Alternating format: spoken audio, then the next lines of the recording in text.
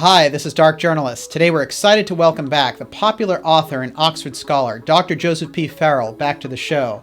Now, Dr. Farrell's latest book, Thrice Great Hermetica and the Janus Age, is a compelling expansion of his previous work on secret societies and hidden power. Now, Dr. Farrell's research over the past decade has tied together a cosmic war in our distant past with a powerful legacy transmitted down through mystery schools from Egypt to the Knights Templar. Today we'll add an important piece to that puzzle, the Pharaoh Akhenaten and his major impact on our modern world. You don't want to miss this one. Here we go. Dr. Joseph P. Farrell. Mystery Schools, Akhenaten Prophecy, and Templar Magic.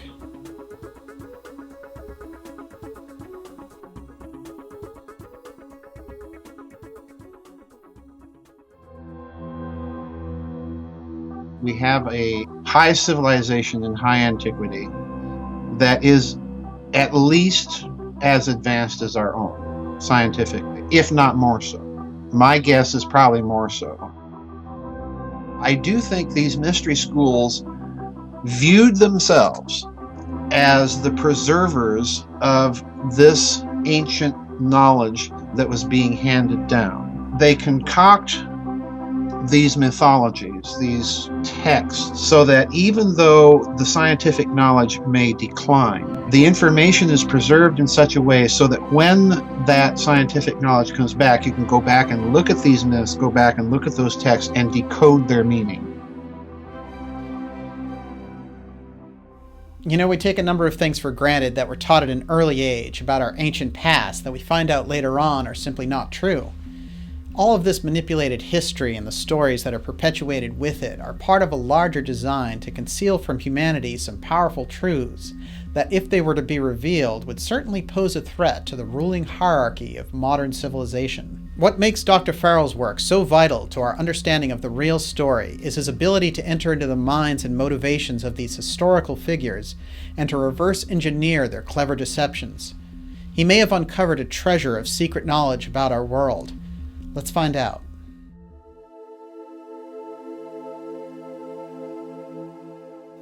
Joseph, it's great to have you back on the show. Let me start off by saying that Thrice Great Hermetica and the Janus Age is a powerful book and just a real education. Well, thank you. Now, we're going to cover the book and your fascinating work on secret societies. But let's start off with Otto Rahn, the young German scholar who made a fascinating discovery about hidden history and the secret of the Holy Grail, and how that discovery got him the notice of the Nazi leadership in the figure of Heinrich Himmler, who had studied occult traditions but coming more from a black magic tradition. Oh, yeah. Now, what was it about Rahn's discovery that made the Nazi leadership stand up and take notice? Okay, well, Rahn was this young German scholar of the esoteric, and he was he had a thesis about the whole Templar Albigensian Crusade period. And the basic thesis was that Wolfram Eschenbach's Parsifal was not simply a medieval romance, but it was an allegorical telling of the history of the Languedoc in southern France. And his thesis then was if you took Parsifal and carefully compared the references in Eschenbach's book to the historical period of the Albigensian Crusade and to the various Cathar nobility in that part of France, then you could perhaps decode what was going on and find out where the Holy Grail was, okay? In other words, his whole take was that the Albigensian Crusade was not simply an operation to extirpate heresy, but it was also an operation being launched to recover something that the papacy very dearly wanted to have. Okay, and that, to me, that rings true, because what you're really saying here is that, like all military operations of that nature, there are several purposes or goals in mind. They're not simply going in there to wipe out a bunch of people, which is obviously one of their goals, because they did. Right. But they're also scouring the area, looking for things. And then you get that whole scene or sequence of events at the very end of the Albigensian Crusade, when the crusading army is laying siege to Montségur, the last Cathar stronghold. And then a truce is worked out. The Cathars are allowed to take something out of the fortress. And then the fortress is surrendered. The Cathars are burnt at the stake, and so on and so forth. And that is true. And of course, that has spawned all these rumors. Well, they smuggled out the Cathar treasure. They smuggled out something that, in the guise of something else, that the crusading army had actually been working for. And I find that to ring true too. Okay. Because when you look at the Albigensian Crusade, the Inquisition, the Roman Inquisition, is founded during that crusade as the papal counterintelligence unit to deal, quote unquote, with heresy. Mm-hmm. Now, we have to understand, we have to appreciate what this means in terms of papal bureaucracy and power politics. Because when you're founding an institution directly under papal auspices, like the Inquisition, what this means is that they are then given jurisdiction under the understanding of international law in that day to go anywhere in Europe where the Catholic Church is present and to try people for heresy, to detain and torture and then try people for heresy.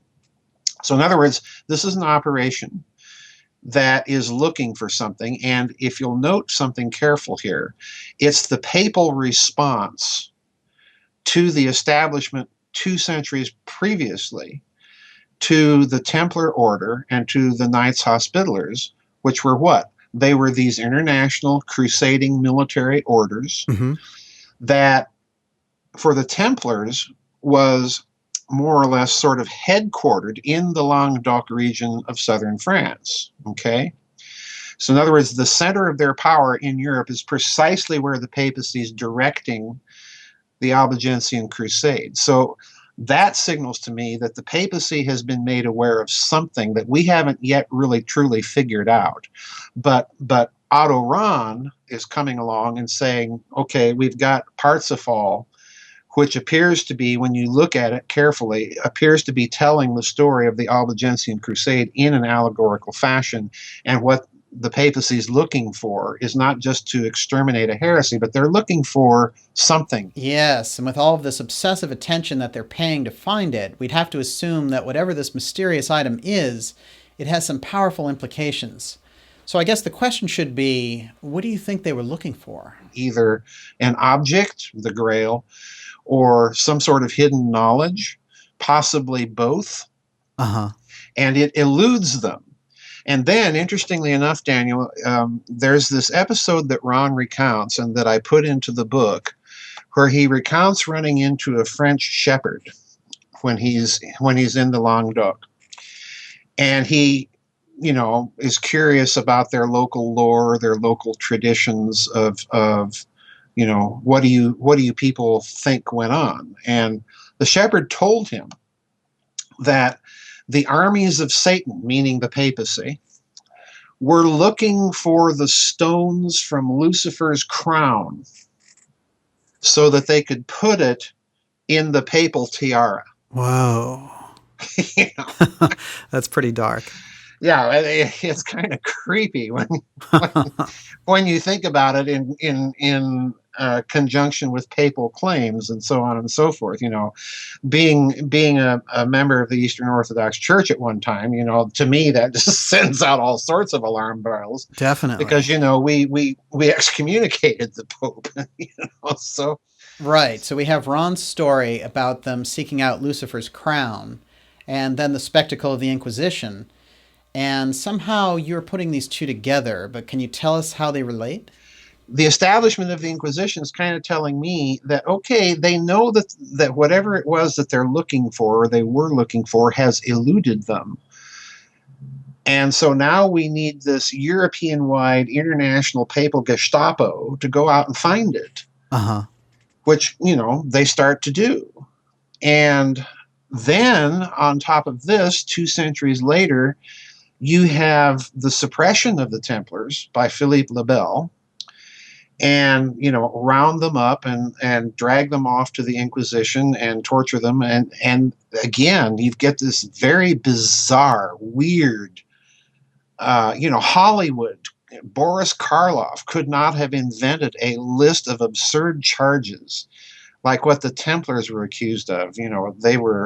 They were eating baby's meat. They were doing the mass backwards. They were worshiping a head. They were indulging in homosexual initiation rituals. Every conceivable weird thing that you can think of.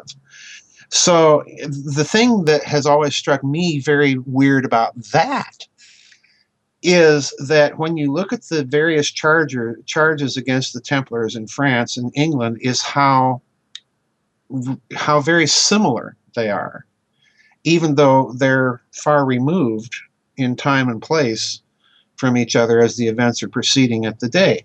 Interesting. And if we jump ahead a little bit, a few years later, to when the Templars are fully suppressed, what does Venice, who you point out were the Templars' major ally, built the Templar fleet and so on, what steps do they take?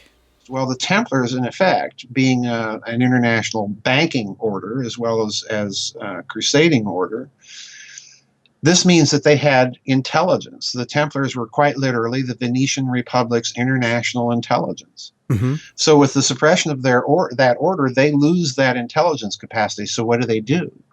They pass a law creating the Council of Ten in 1310, which becomes the Venetian diplomatic service, intelligence service, star chamber. I mean, you name it, the Council of Ten did it. And curiously, what you see happening is a lot of Templars who escaped the suppression go into the Council of Ten and either become its functionaries, or in some cases, its actual members. Wow, so they get a new life. Yeah, they get a new life. What Venice essentially did is they created an umbrella organization, a refuge for the Templars. It's, and I'm looking at this and I'm thinking, oh, gee, that sounds an awful lot about like General Galen at the end of World War II CIA. Making dirty deals with the CIA that leave him in place. That's so fascinating. It's like they use the same pattern. It's exactly the same pattern, yeah. Now, you refer in the book to this interesting point about the Templars, that they refused to participate in the Albigensian Crusade against the Cathars. Now, the question is, why wouldn't they want to take part in this crusade and eliminate the Cathars? Their absence seems pretty conspicuous. Well, yeah, that's another problem. Let's look at this from the standpoint of the papacy for a moment. The Templar Order and the Knights Hospitallers were founded as international crusading orders to fight the infidel, regain the Holy Land, drive the infidel out of Iberia, which the Templars were successful. In other words, what I'm saying there, we have to be very careful in saying the Crusades were not successful. They were partially successful in that, Spain and Portugal, the Muslims were driven out of there. True. And, that was the major focus in a certain sense for the Templars and the Hospitallers. The Middle Eastern thing was kind of a sideshow. Yeah. But anyway, from the papal point of view, the crusading orders, these two crusading orders, were established under direct papal jurisdiction. Okay? Right. Now, this does two things. I really hope people latch on to this, because what this does is it removes the Templars from local, secular, or ecclesiastical jurisdiction. And in effect, what that means is they're removed from taxation. Huh. So what this enables these orders to do is to build up very quickly a pool of liquid capital So in other words, it's not by accident that you see commerce in Europe taking off at this time, because for the first time in centuries, you have now the ability to accumulate intergenerational capital. All right. That's the first thing. But now, you get the Albigensian Crusade. And, these two orders are directly under the authority of the papacy. And you've ordered this crusade and ordered it to be preached all through Western Europe. We're going to go down there and wipe out these heretics. And what's the response of the Templars and the Hospitallers? Oh, we're not going to go. Right. It's so strange. We're not going to go. At this juncture, in other words, the papacy knows it has a huge festering problem. Mm-hmm. And it's spread all over Europe. Now, I think what happens at this point, I think to a certain extent, the proclamation of this crusade may have been a test, in a certain sense, by the papacy to see just how loyal are these crusading orders. And when they back out, the papacy knows they've got a problem. But why are they striking at the Languedoc? Well, for one thing, as I've already indicated, that was the center of the economic power of the Templar order in particular within Western Europe. They were heavily mixed into the whole Cathar region. And the reason why was they were building these supply roads across the Pyrenees Mountains to get rid of the Muslims in Spain. So in other words, this was their base of operations. This was their Aufmarsch, as the Germans like to say. It was their forward logistical area. Uh-huh.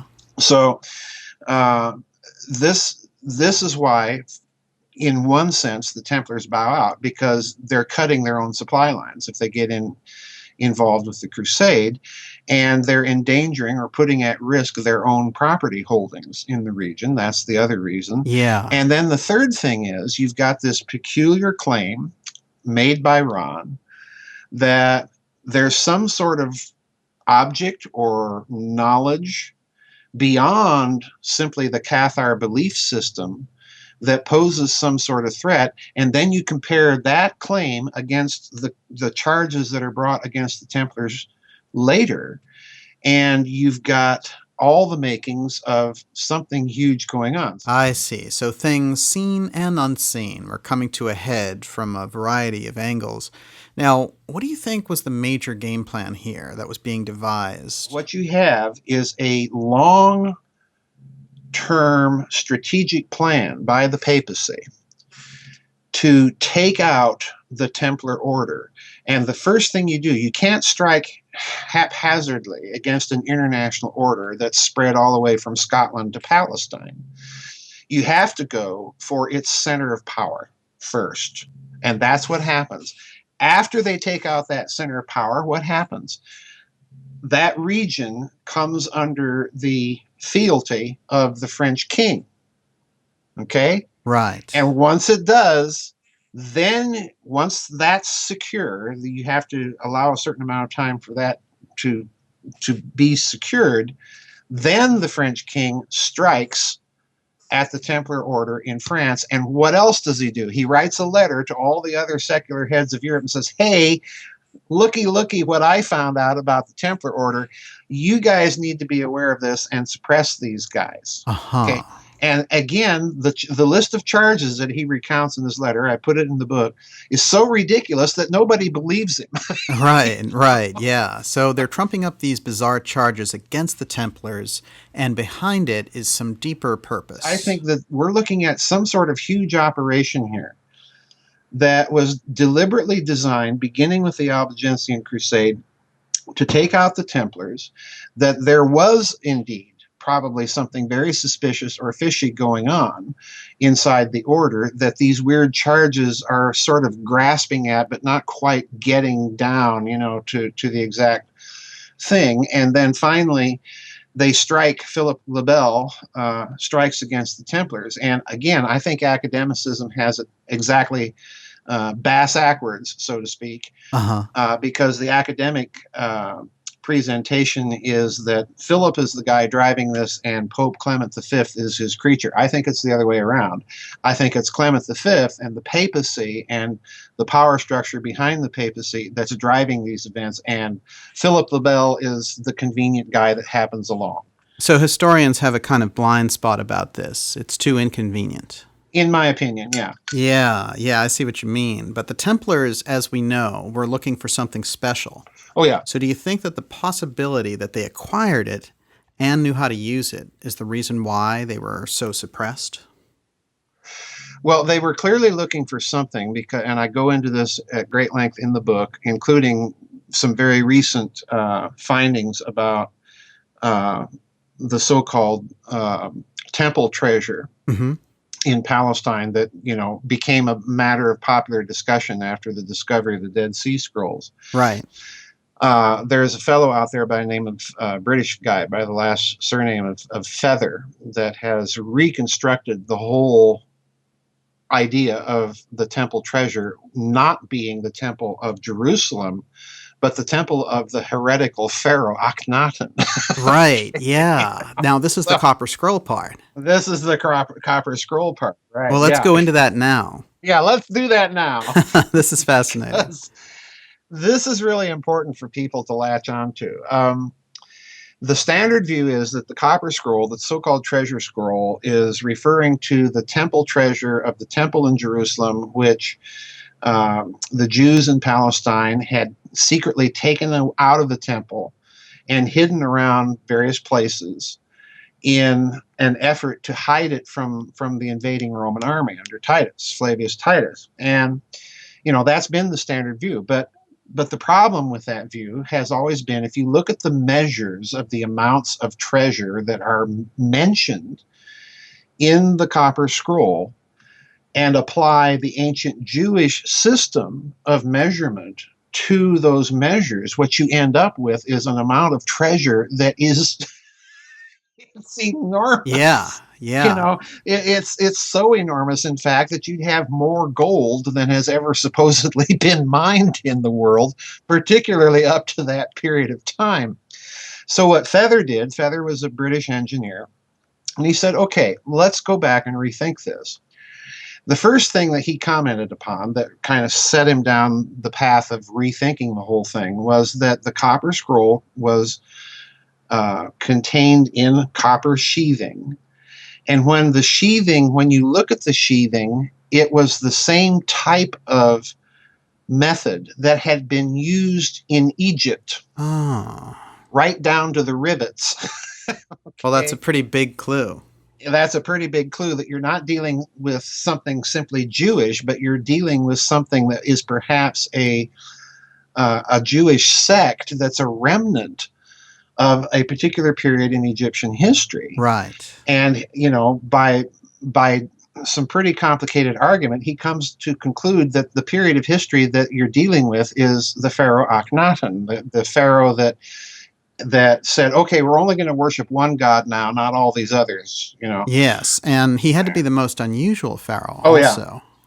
Yeah, by far. Yeah. So much of his history was defaced and simply thrown out and suppressed by the priesthood. Right. And he certainly was a huge threat to their power, and his own mystery religion of the sun god Aten became a kind of mystical transformation in Egypt at the time. So what Feathers also said that's interesting is that there was something else that was unusual about the Copper Scroll. Yes. In that it's hard to manufacture that. So how could this little spiritual sect create this? Right, exactly. He traces all of this back, because of that fact and some other things, he traces it all back to Akhenaten's temple. And therefore, that we apply Egyptian measures to the measures of the treasure in the Copper Scroll, and then it becomes a much more manageable treasure. But the problem now becomes, you see, in terms of knowledge, that you have this little sort of Jewish Egyptian sect, for want of a better expression, right, that's stuck there in Palestine, that's connected to the Essenes, out of which, incidentally, most biblical scholars think Christ comes, or at least has some connection to that community. So in other words, the knowledge implicated here completely changes. because it puts Christ in a kind of hermetic milieu, right? A kind of Egypto-hermetic milieu, which in a certain sense rationalizes some of his teaching much better than if he's coming out of a Pharisaical school or a rabbinical school and what have you. Yes. So in other words, you've got the Templars now going over to Palestine. And again, it's very clear in the record that these 9 original knights that constitute themselves the brotherhood of, the Temple of Solomon, and the ostensible reason given in the histories that, well, we're going to protect pilgrims on their way to the Holy Land. Okay, Now, you and I can smell a cover story a mile away, but apparently academics can't, because 9 knights in the middle of a sea surrounded by Muslims who are really pissed off. Yeah, right. All of these Christians invading their holy places. 9 knights ain't going to do the job of protecting anybody. Exactly. From anything. This is absurd. So, it's very clear, especially after they get chartered to protect people, they decide to go off and start digging under the Temple Mount. Oh, there you go. So, apparently protection isn't very high on the list of priorities. Yeah. So anyway, they start digging under the Temple Mount, and then a very amazing thing happens. They apparently find something. 2 of these original knights hightail it back to Europe and disclose to their relatives. We got to also remember that most of these original 9 knights are all related to each other. Okay? And they hightail it back to Europe and share their knowledge, apparently, with some very powerful people, Bernard of Clairvaux being one of them. And then all of a sudden we get everybody wanting to join this order, turning over vast amounts of wealth and so on and so forth. So what did they find? What could possibly have been that important to concoct a covert mission to go to Palestine, dig up under the Temple Mount, and probably a number of other places, as is actually the case, and then bring this, whatever it was, back to Europe? And part of it was a text. Part of this text ended up at the University of Ghent in Belgium for translation. Bernard of Clairvaux creates their rule, gets the papacy to place this order under their jurisdiction. So what did they find? My guess is, first of all, that they found something concerning the history and doctrine of early Christianity. And while many people think that they found something damning, what I think rather is that they found this connection to Egypt. Okay. And the reason why is, once you say that, once you open those doors that Feather opened, this explains why at the end of the era, when the Templars are suppressed, that at approximately the same time, what's also going on, within a century, in Florence, Cosimo de' Medici has found and purchased the texts of the Hermetica, and he's translating them and publishing them all over Europe. So in other words, the Renaissance begins. And what's the Hermetica? Well, they're texts that, by the thinking of that time, were Egyptian provenance that predate the Old Testament in their way of dating things back then, and that it contains all this hidden knowledge. I think something like this happened with the Templars. They made the connection to Egypt. They made the connection of early Christianity, of Christ, to the Essenes, to Egypt, and that in turn meant that all of those tales that we hear about Jewish bloodline families coming out of Palestine and then spreading all over Europe, this adds another dimension to that, because now what's being asserted is that these families have Egyptian roots. In other words, they may be Egyptian nobility Yeah. that are much more ancient than Moses and the whole, Aaron and tribe of Levi thing. Right, So, right. you throw that into the mix, and you're now dealing with something, a bit of knowledge that's very valuable. And you're dealing with a bit of knowledge that, if let out publicly, would shake the papacy to its very foundations. So, yeah, I think something like this is going on. This is at least where all the clues lead me. That's fascinating. So this mystery school tradition in Egypt is probably where this Qumran Essenes, desert community spiritual sect, have their origins. Right. And Akhenaten, I want to say here that you've looked at Akhenaten's reign from some very unique angles in your work. But how do you view what he was attempting to do? What was it that he was doing that was so unusual and that made him a heretic? I mean, he was instituting monotheism, totally revolutionary at that time. And he was getting rid of the old gods and the corrupt Egyptian priesthood. He even moved the capital of Egypt from Thebes to this remote spot that he chose called Amarna. But do you think there was something beyond these surface, almost political style actions? Was he attempting to introduce a completely new age for humanity with his Aten worship? Yes. Let's look at Egyptian religion for a brief moment prior to Akhenaten. All right. If you look at it very carefully, the Egyptians never denied that there was, quote unquote, one supreme God. Uh-huh. They merely did not think that that was in opposition to that God being able to sire offspring that, by the nature of the case, would be gods. Mm-hmm. Okay. We can't have chimpanzees as human beings as offspring. So, the thinking here is rather analogical. Right. So the Egyptians never quite lost this idea of one supreme intelligence, force, being, person, what have you.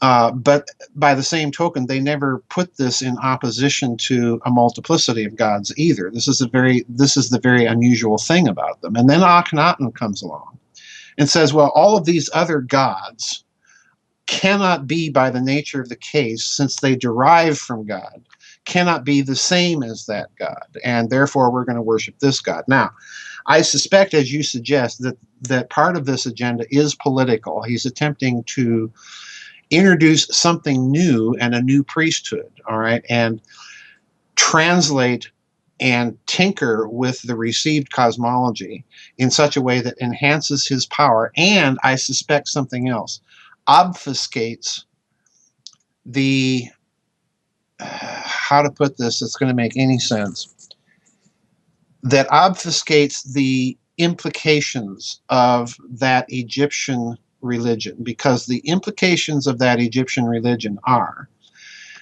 that this pantheon of gods is, to a certain extent, a process, a formally explicit process that human beings are part of, and therefore that human beings can manipulate, okay, through ritual magic, what have you. I see.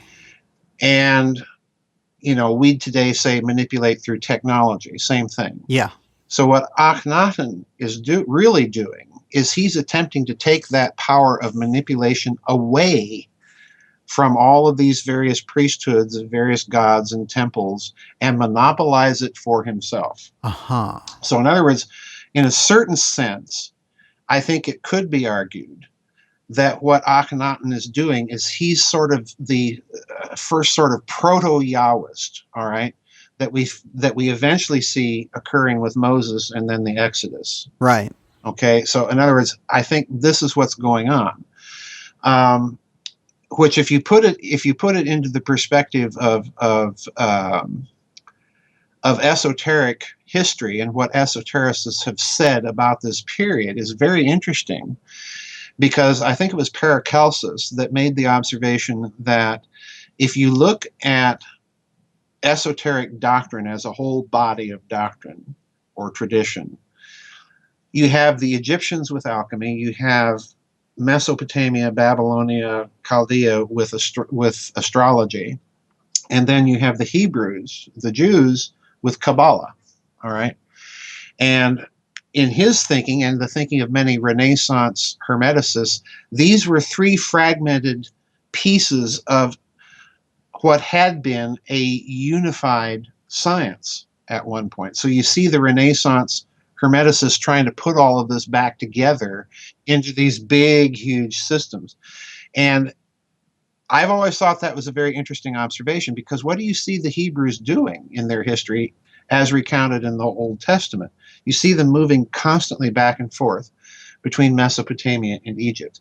It's as if you look at it with Paracelsian eyes, it's as if somebody back then is moving them back and forth in an effort to try and recollect and reassemble these pieces. You see?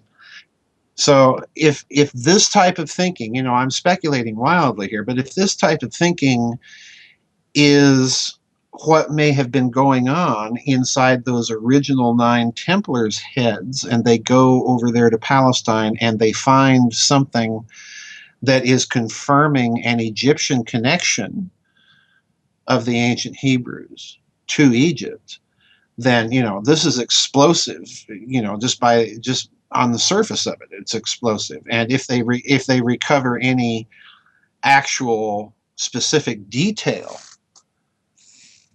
of lost knowledge, it becomes even more so. Yes. So yeah, I think this whole period, we have to start looking at this whole period not with academic eyes. We have to look at it like we're looking today, false flag events, intelligence operations. Human nature doesn't change. True. So, we need to start looking at the Middle Ages in this way. That's fascinating. So these secret orders in the Middle Ages were attempting to hearken back to this advanced ancient tradition of knowledge and achievement. So if we now look back to antiquity and high development in antiquity and their high technology, could these mystery schools possibly have been formed to preserve this technology and this time not blow civilization up? And, they kept it underground, only with the priesthood having access to it. And if we go back into that and look at ancient Egypt and Akhenaten's reign and his fall, is there something in his worship of the sun, Aten, that may be referring to physics and the way he's trying to raise consciousness at that time? Was he using this ancient wisdom and thereby exposing this secret tradition? And is that why he and his name were completely removed from all of Egyptian history? Yes and no. Let's go back to the presupposition that we have a high civilization in high antiquity that is at least as advanced as our own scientifically, if not more so. Right. My guess is probably more so, all right, for various reasons I get into in some of my books. But when this knowledge begins to be passed down, the first thing that a civilization like that would recognize is going to be necessary to do is to contrive a way that the knowledge is preserved even though the information content may be lost or misunderstood. So they concoct these mythologies, these texts, so that even though the scientific knowledge may decline, the information is preserved in such a way so that when that scientific knowledge comes back, you can go back and look at these myths, go back and look at those texts and decode their meaning. Okay. So like the Book of the Dead, for example. Like the Book of the Dead. And in Akhenaten's case, then, what we see is a kind of adaptation of the Osirian religion, which, is the structural foundation, if you will, of Christianity. You've got resurrection, you've got eternal life and judgment and all of that stuff. You've even got parallels in the pyramid text, almost word for word parallels between the pyramid text and the Gospel of St. John, for example. So in other words, Akhenaten is taking over those elements of this whole cosmology and reorienting them on this sun worship. Yeah. Okay, now why? Well, the sun is the source of life, and therefore it's the most visible. And please understand, Akhenaten was not a primitive. He wasn't saying we're worshiping the sun. What he was really saying is we're worshiping what the sun represents. Uh-huh. Okay, what it iconographically symbolizes. Right. And so Akhenaten, I think, is dimly aware that there is some truth to the presence of this helio veneration within Egyptian religion, that there's some profound central thing here. So do you think he has, as Pharaoh, been exposed to the deep mystical knowledge and secrets in the mystery schools? And because he's attempting to basically share it with the masses by all the things he's doing and setting up the Aten worship, that's why this priesthood and his military conspire against him, because he's revealing secrets, right? So, I wonder why he has to be so completely removed. Names taken off temples, references in pharaoh texts and monuments completely erased. Right. They basically wanted his entire existence rubbed out. And now, here we are, less than 100 years ago, we find Tutankhamun, King Tut's tomb. It's completely intact. And he, interestingly enough, is Akhenaten's son. And there's also a kind of renaissance around Akhenaten's queen, Nefertiti, in the last century. What's happening here? So even in the 70s, there was a famous psychic and astrologer, Jean Dixon, and she made a prophecy about Akhenaten's influence, that it would rise again in this century. So can we comprehend why this Egyptian priesthood wants him disappeared from history? Well, I can understand why they try to erase him. Because in a certain sense, what Akhenaten does is he's creating the eventual conditions for what I've called Yahwism, all right? In that what he's doing is he's turning the Egyptians from their ordinary cosmological consciousness, which was to perceive in every cosmological act a divine order. Right. Okay?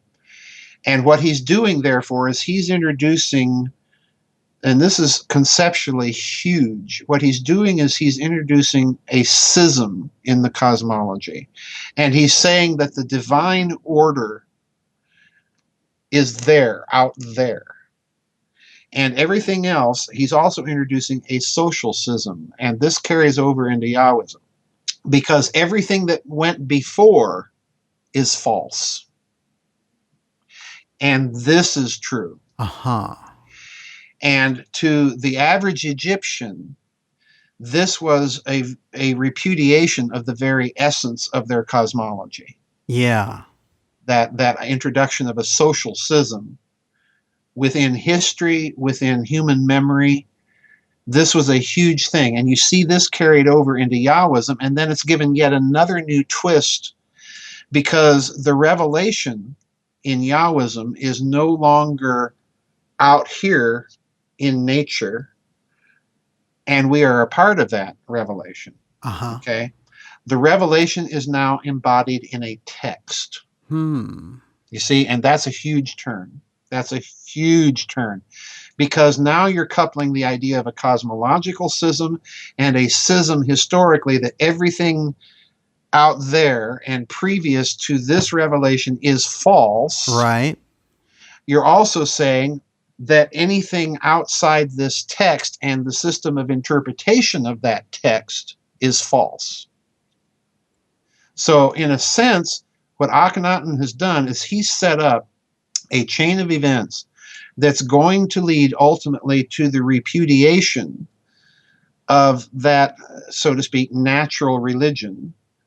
And therefore, it's going to take a very long time for what we would call science to get started again, because now all human discovery has to be justified by appeal to a text and its interpreters.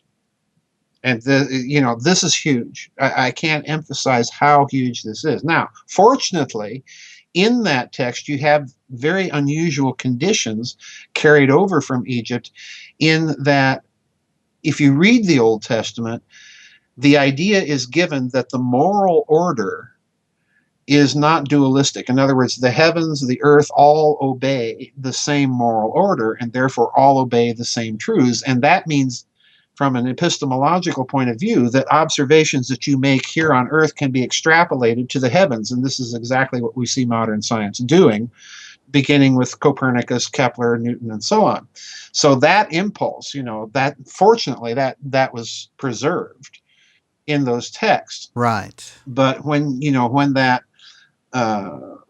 that tradition carries on into Islam, then you begin to see the introduction of very subtle dualistic elements, and that upsets that cosmological epistemological view.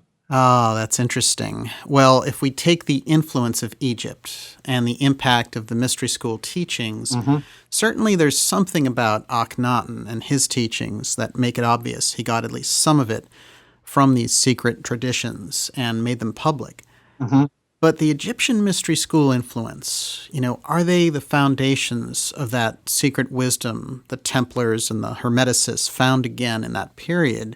Yes. And that knowledge that comes from the Egyptian mysteries and that tradition, it actually has its roots in the antecedent culture that was even further back before pre-dynastic Egypt, which had not only great understanding, but also great technological advancement.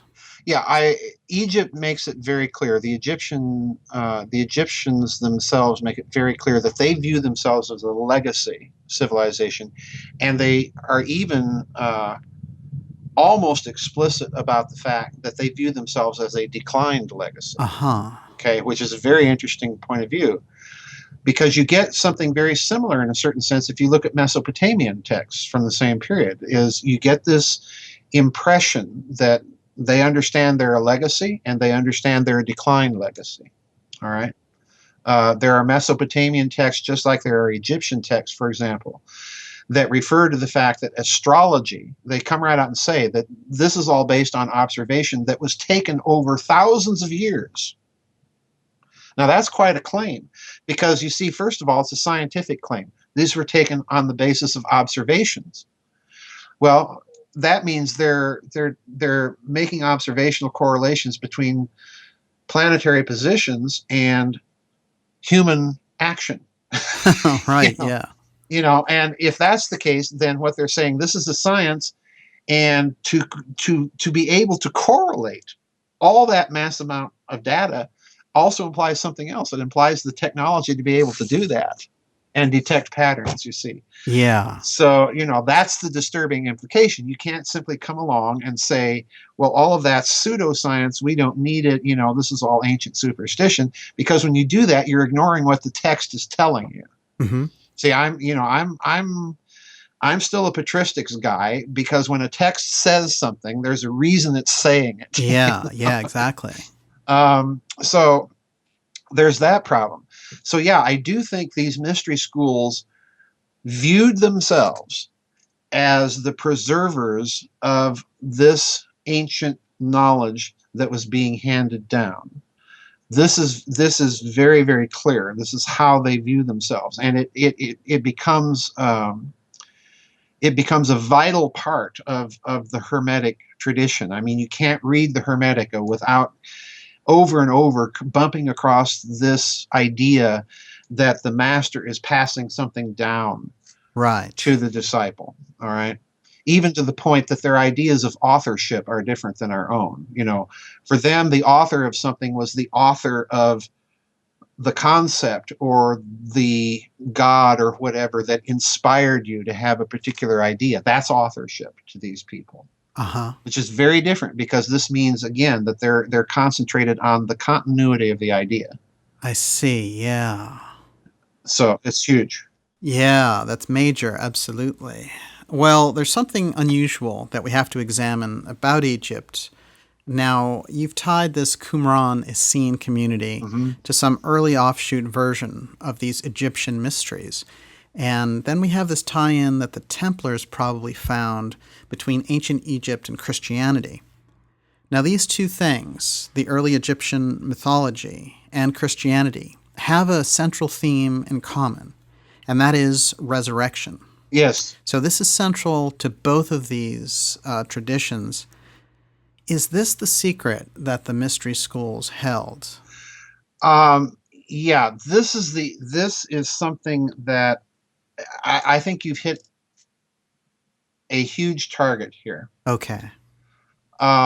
Because we have to ask ourselves, where is this weird Osirian religion coming from? Why is it there? What's this whole thing about resurrection, Yeah. mummification? And you turn to any ancient human civilization, be it Egypt, Sumer, India, the Vedic civilizations. Again, you find this idea of immortality, transmigration of souls, and so on and so forth. There's always this hint of something Oh, yeah. that is there.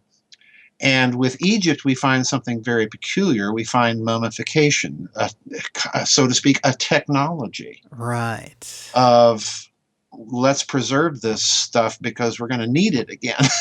Oh.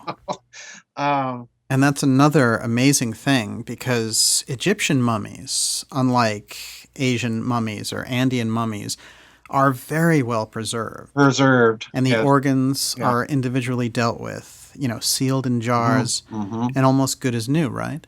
Yeah, exactly. And oddly enough, you find the separation of organs reappearing in the Middle Ages with the Franks. That's so strange. The popes had to come out and say, no, you can't chop people up and bury them in pieces. Oh, that is really bizarre. Oh yeah, it's another it's another whole avenue to all this. But the where is this coming from? Why is it there? And I'm going to crawl way out onto the end of the twig of speculation here and speculate wildly beyond the weight of the twig able to bear. If we go back and look at ancient creation myths, as I've attempted to do in some of my books, particularly a book called Grid of the Gods,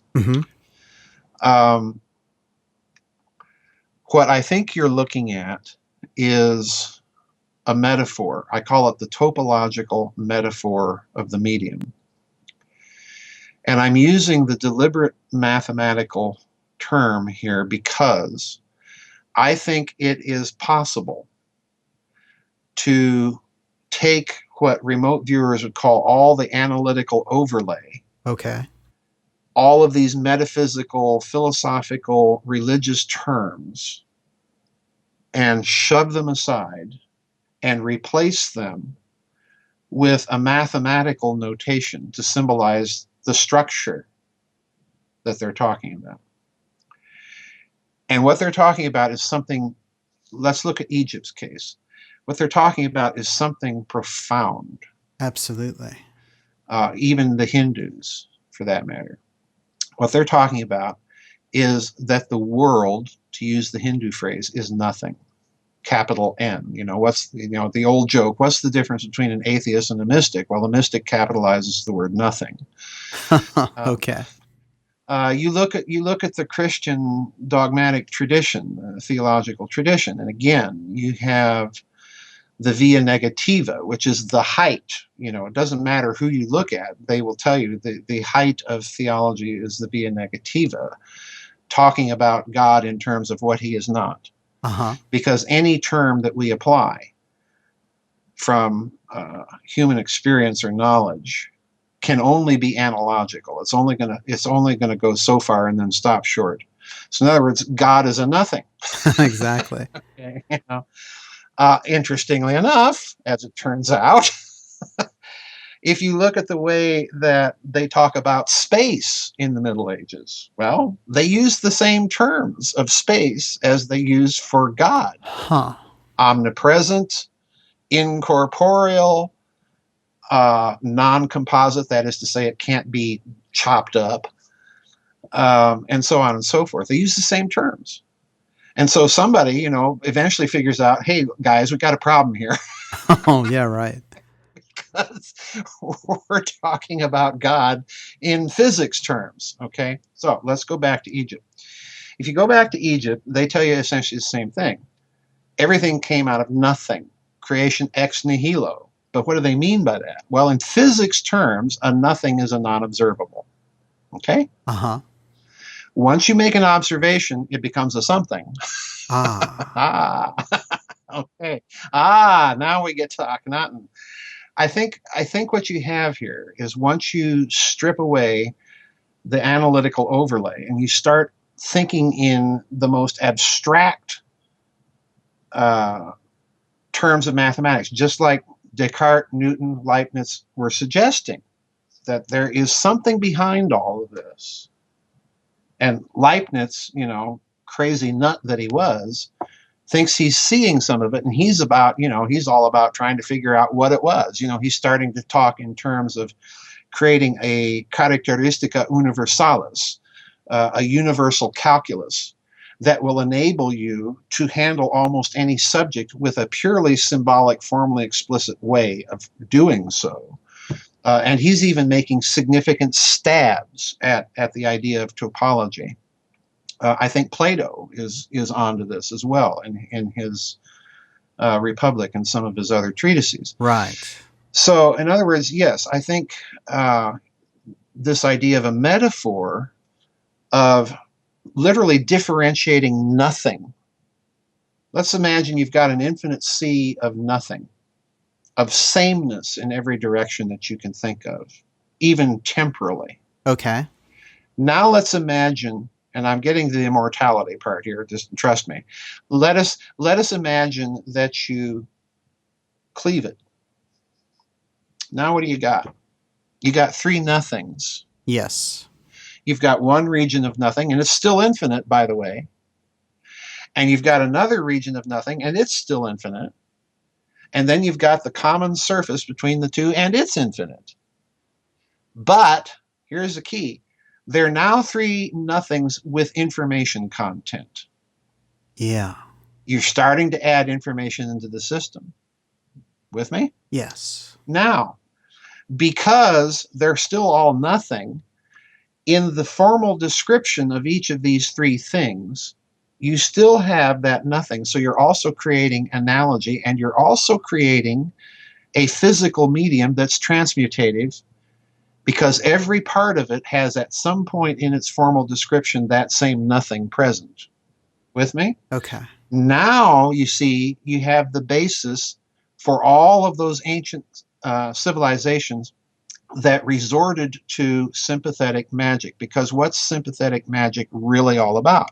It's all about analogies. Uh-huh. It's about taking a little piece of this to manipulate that. And the reason why is that has a little piece of this in it. Yeah, Okay. resonance. Yeah, with me? Yes. All right, now, as you're adding information to the system, something else begins to happen, because you're still dealing with that nothing as you've added information to it. And that information, once added, cannot be destroyed, because it's always present in potential, there's a physics term for you, in that initial nothing. Otherwise, the information couldn't be created. Right.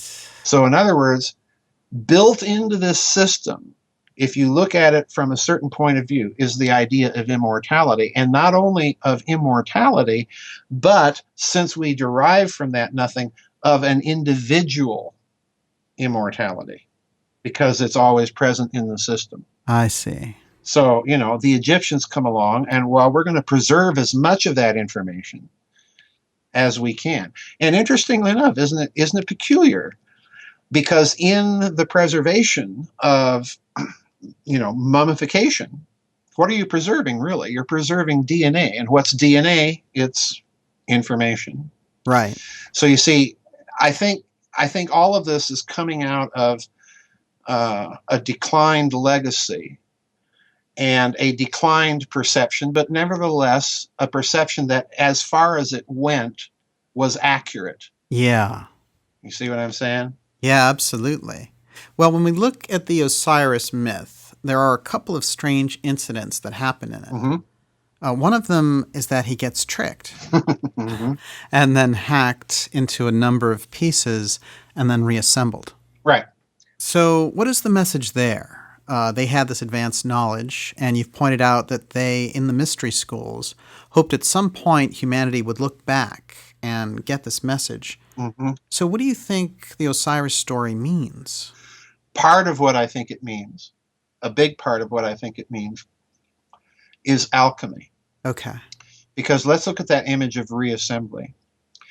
As we proceed with all of these differentiations of nothing, adding more and more information to the system to describe each little branched off bit of nothing, okay, we're adding more and more information into the formal description of it. Well, to the Egyptian mind, to reassemble something is also to reascend. Uh-huh.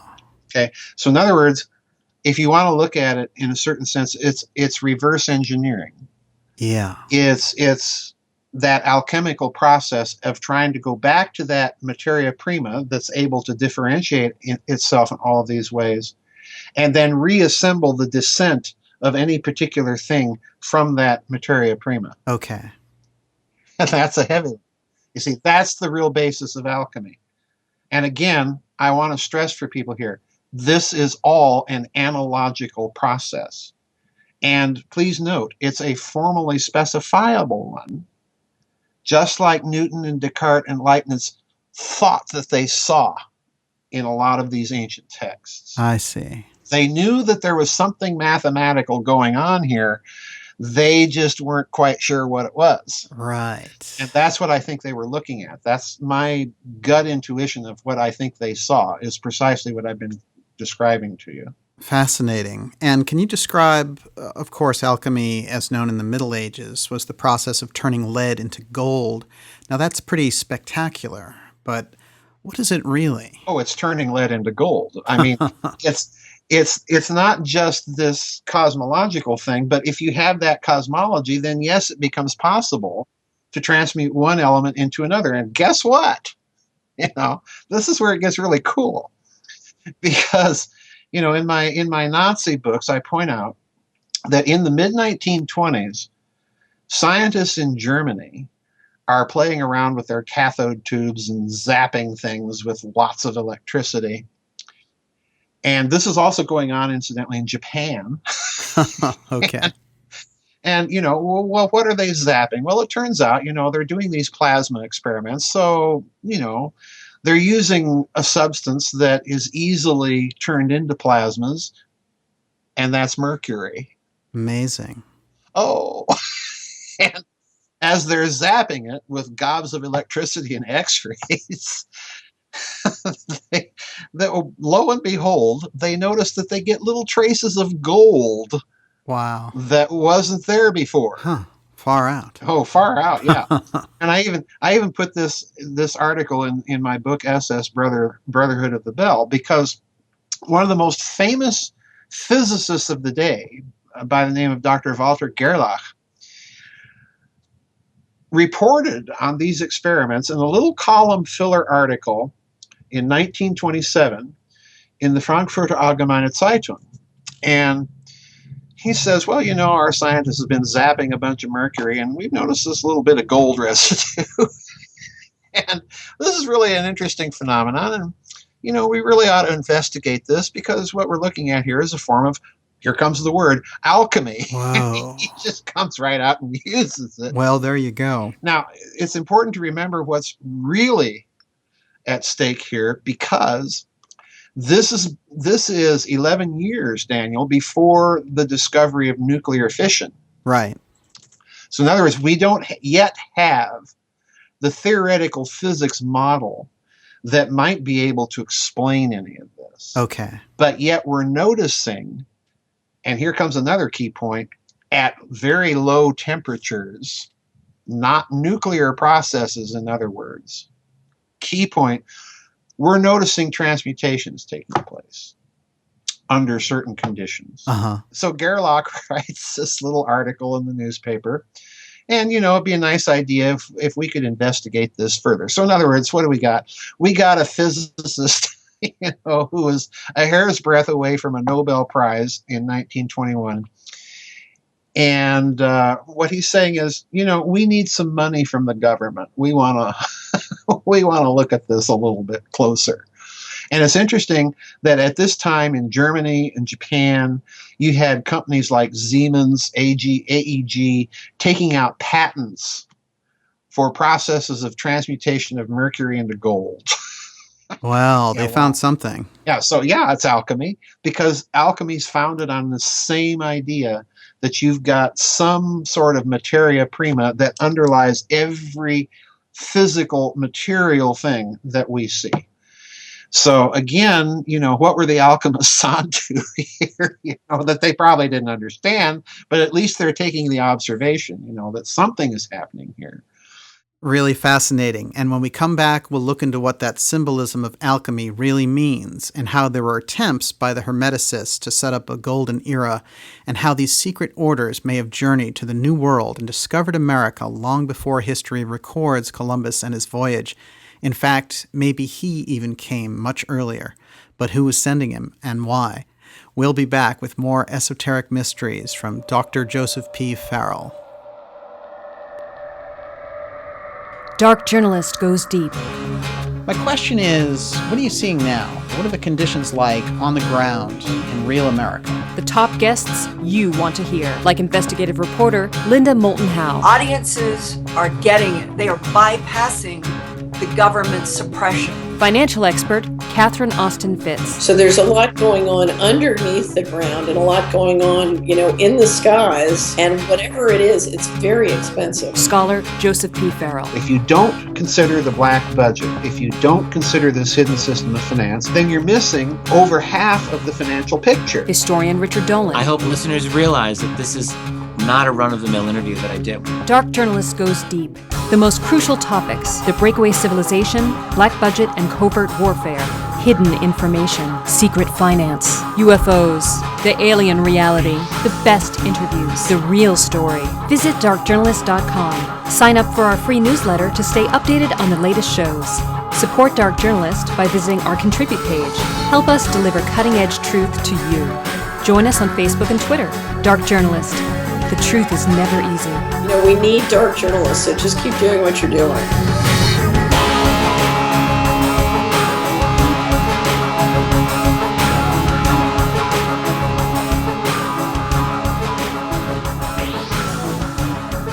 And we are back. This is Dark Journalist, and we're talking to Oxford scholar and accomplished author Dr. Joseph P. Farrell.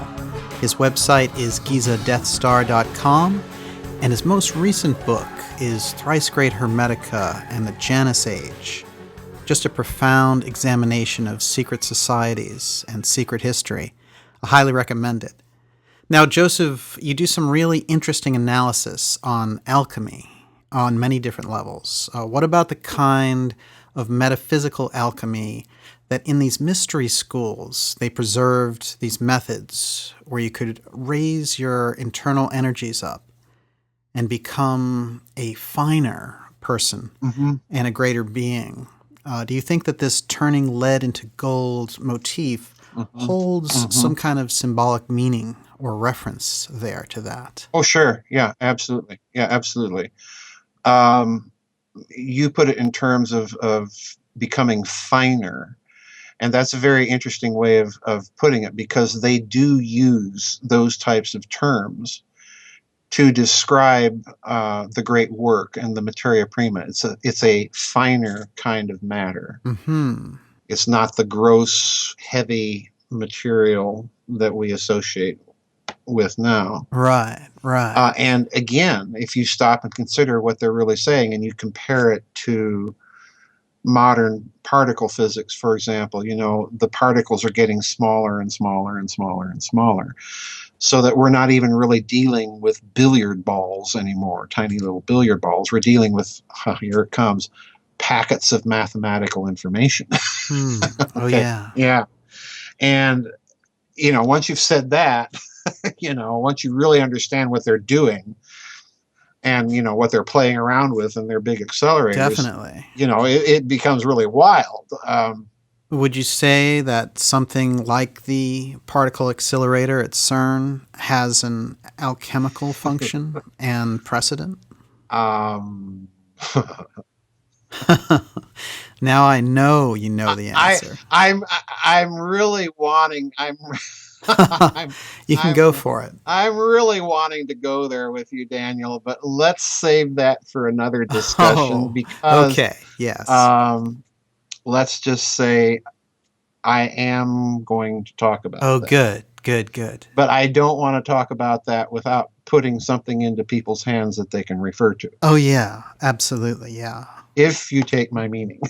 Yes, I can appreciate that, definitely. Yeah.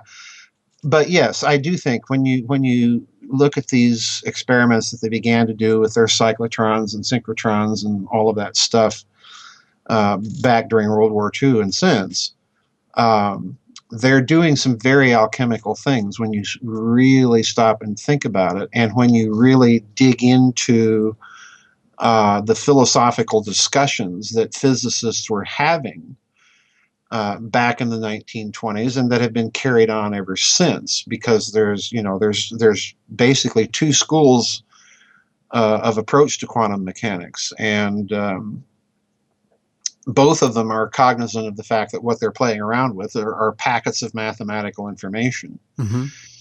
And the real question is this real, or is this purely a mathematical artifact? Once you put it that way, then you see the difficulties. So yeah, I do want to talk about that eventually, but I want to put enough information into people's hands that will make sense. Well, that's very interesting, and I want to revisit that with you when the time comes. So right now, let's go back into what the Templars were attempting to do. Now, you make an intriguing observation in the Thrice Great Hermetica book that around the Templar era, there were actually some attempts to create a Hermetic state or a Templar state, and that received a major pushback at the time. And I find this so interesting, and it makes sense to me because there's this amazing release of this ancient wisdom seemingly out of nowhere. And you mentioned that later, the Rosetta Stone is part of that knowledge spree also. It's almost as if these esoteric teachings are being poured into society to break up these power circles that have become archaic. Right, exactly. Well, the idea of a Templar state, this is the other thing that makes the Albigensian Crusade so extremely suspicious, because I think it was King Juan II of Aragon that on his death willed his entire kingdom, the area around Barcelona in modern-day Spain, willed that whole kingdom to the Templars. Which would have set up their state. And then you have the fact that just across the Pyrenees Mountains, you've got this heavy Templar presence in the Cathar region of the Languedoc, all right? So in other words, it looks to me like, yes, the Templars were trying to do something using all that power and all their wealth to literally, thumb the nose at the very institution that had given them that power. And the papacy turns right around and, smashes it.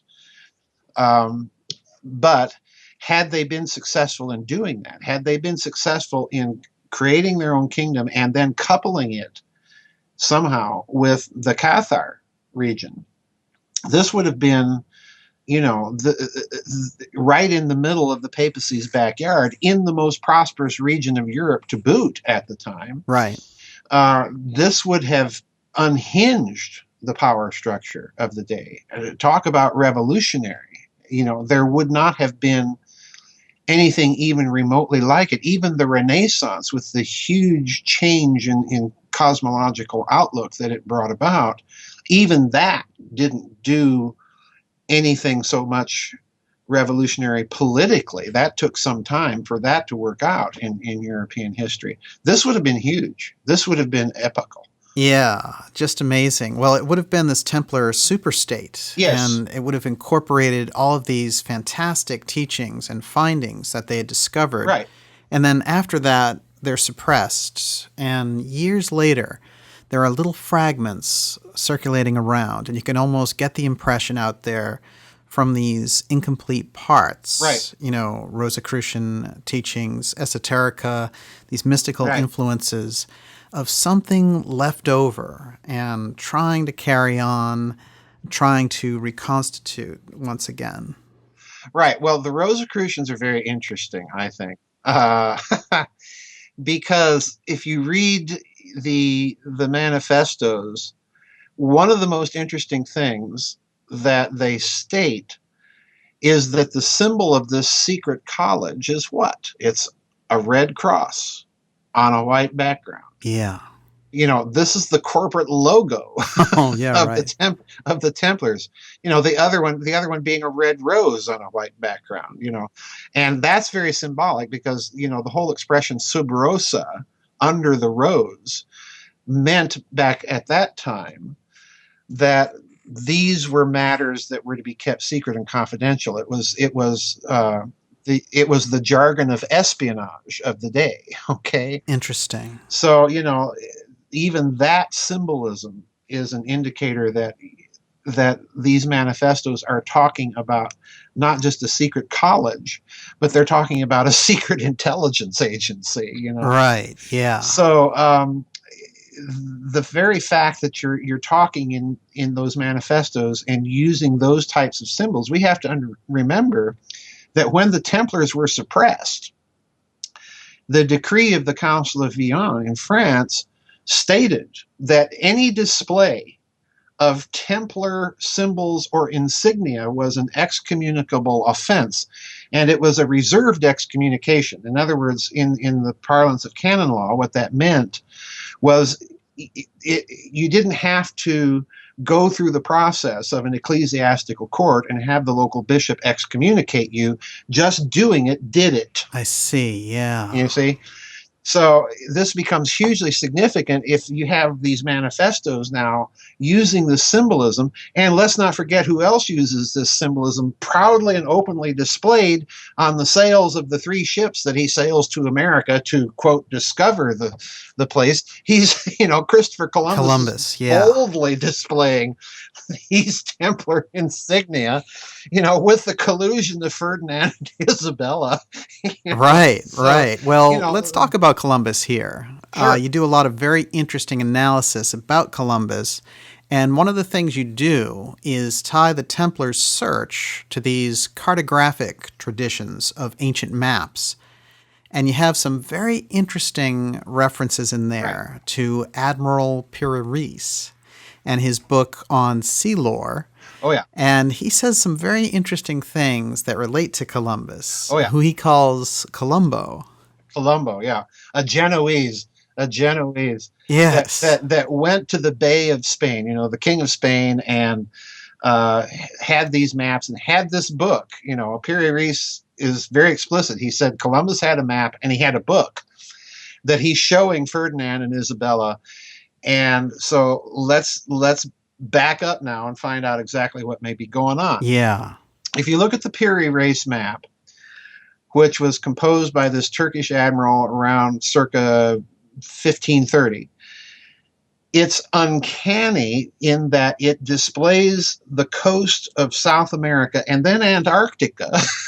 Yeah, wow. Accurately, you know, and Antarctica hasn't even been discovered yet. So it's completely unexplained. It's completely unexplained.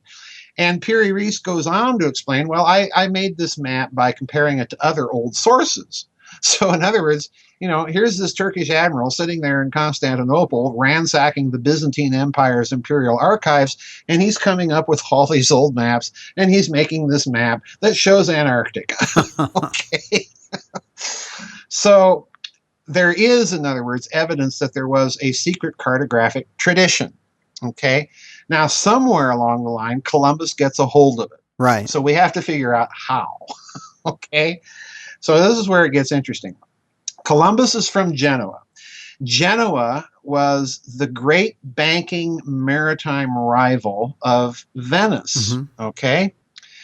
So you have both Venice and Genoa at a certain point in their history had these quarters in Constantinople, ghettos we'd call them now, where the Eastern Roman emperors had granted them wharves and docking facilities in Constantinople and taxation immunities to conduct their trade. Okay. Now, this means, in my opinion, that especially after the Fourth Crusade, the influence of these Italian city-states over Byzantium is going to be enormous, and therefore they're probably going to have access at some point to what's in the imperial archives. So why is this important? Because at one time, if you go back in history, the Byzantine Empire stretched all over Mesopotamia, Asia Minor, and then down into Egypt. Right. Which means they probably had access to whatever was left of the Library of Alexandria. Yes. So you've got a cartographic tradition that's probably secret in Byzantium for a very good reason. Byzantium sits astride the trading routes of the world. And even though the emperors of the Roman Empire may have known, well, there's this whole world over there across the Great Sea, but we don't want anybody to know about it, because if anybody knows about it, our power, it's gone. You know. Exactly. So what happens is this cartographic tradition gets transmitted, I think, by the Knights Hospitallers, by the Knights Templars, to Genoa and Venice. And this is how Columbus gets a hold of it. And it's even more murky because when you look at Columbus and his dealings with Ferdinand and Isabella, I mean, you know, this guy's a piece of work. Because there's a certain point in the capitulations, the documents, the contracts that are signed between Ferdinand and Isabella on the one hand and Columbus on the other, that indicates that Columbus had some prior knowledge of the New World. And at one point in the convocation between Columbus and Ferdinand and Isabella, she points out to him, "Sir, it's almost as if you have been there before." That's great. I love that. You know, in other words, he's not putting anything over on Queen Isabella, but, you know, she knows what's going on. Yeah. So, in other words, what we have is a very plausible case that Columbus undertook secret voyages to the New World before his voyage of discovery. Yeah. Okay.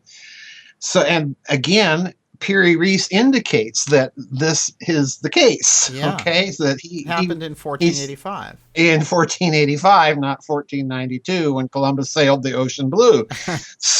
So what we really have with Columbus's 1492 voyage is the agreement between Ferdinand and Isabella, Christopher Columbus representing what? Representing that Genoese banking Knights Hospitaller interest and the papacy, that it's time to let all of this out.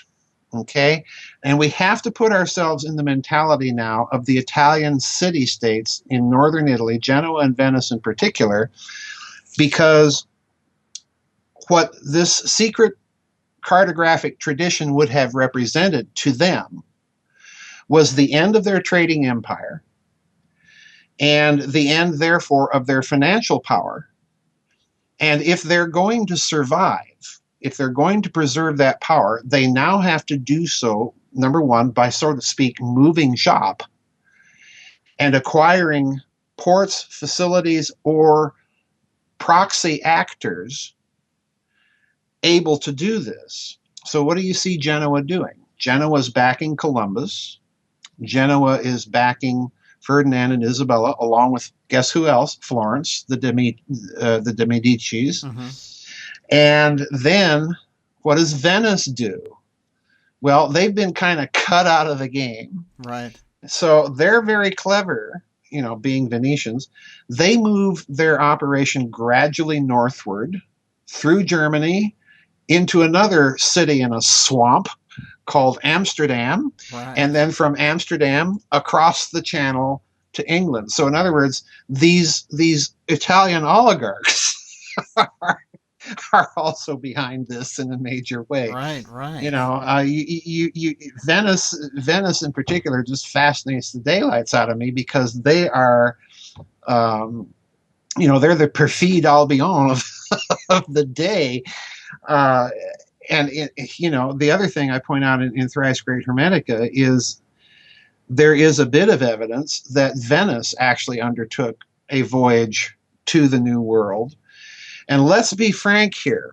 Let's go back to the Templars. Everybody wants to know, the Templars had this immense treasure, supposedly, that disappeared, apparently, just in time, conveniently enough, when Philip le Bel decides to shut down the order in France.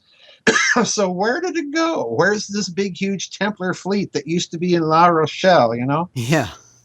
So this all goes missing. And he shows up, in the preceptories in Paris, and they're empty. Okay? So what happens here? Where are the Templar records? Where's the account books? You can't run an international banking concern like the Templar Order without keeping account books. Okay? And this is something you don't find academics asking. Well, the Templar archives were all over in Rhodes, or they were all over in Cyprus, and nonsense like this. Right. They just don't think. So Venice, back to the Templars, Venice is allied with the Templars. Let's assume for a moment, Daniel, that the Templars were making voyages to the New World. Okay? Yeah. Let's assume in doing so that they run across a bunch of North American Indians who are mining and producing gold and silver. They bring it back to Europe. This, to me, may be the key to why Venice becomes the bullion capital of Europe. Interesting. Because Venice, if you look at Venice's financial activity, I mean, they're ruthless. Yeah. But if you look at their financial activity, the way that they were able to maintain their power and literally take down their competitors was through some pretty filthy manipulation of the European bullion markets. Now, if you've got a secret supply of gold and silver bullion coming in, courtesy of your allies, the Templars, that's a very convenient thing by which to be able to do that. And incidentally, for all the academics out there, let's remember what I said earlier. The Council of Ten was founded by Venice 3 years after the suppression of the Templars. So I suspect that if you dig long and hard enough in the Venetian state archives, you're going to find some old Templar account books. But nobody has thought to look for them there. Huh. You see, I'm guessing here. I mean, that's just a speculation. But Okay. Well, we can see the story here is taking a major turn because this idea of the Templars in America is just fascinating. Oh, yeah. And what were they doing there? Yeah, a lot. I mentioned the Kensington Knight. There's this knight carved on a rock in Massachusetts that's it's real, it's legit, it's there. And when you look at this guy, he's dressed out in full armor. He's got this big, huge broadsword that he's holding with a great big cross on it. In other words, it looks Templar. And in addition to this, you've got that very bizarre report of modern Zeno in the 16th century that maintains that a couple of his relatives 2 centuries before had gone up to Scotland and then journeyed over to the New World with Prince Henry Sinclair. So in other words, I think that's legitimate. A lot of academics don't, but I think it's legitimate for one very important reason. Because first of all, there is a hidden cartographic tradition. And the Zeno family, interestingly enough, was when the Fourth Crusade occurred and Constantinople was sacked by the Venetians, interestingly enough, in 1204, the Venetian governor that's put in charge over in Constantinople is a member of, guess what, family, the Zeno family. Okay, he becomes the Venetian Podesta over in Constantinople. So in other words, you've got a connection between the Zeno family in Constantinople. You've got the Zenos allegedly making this voyage to the New World a century before Columbus. Yeah. And reporting on all this gold and stuff over there. Would that be something that Venice would do? Well, absolutely, because Venice is constantly testing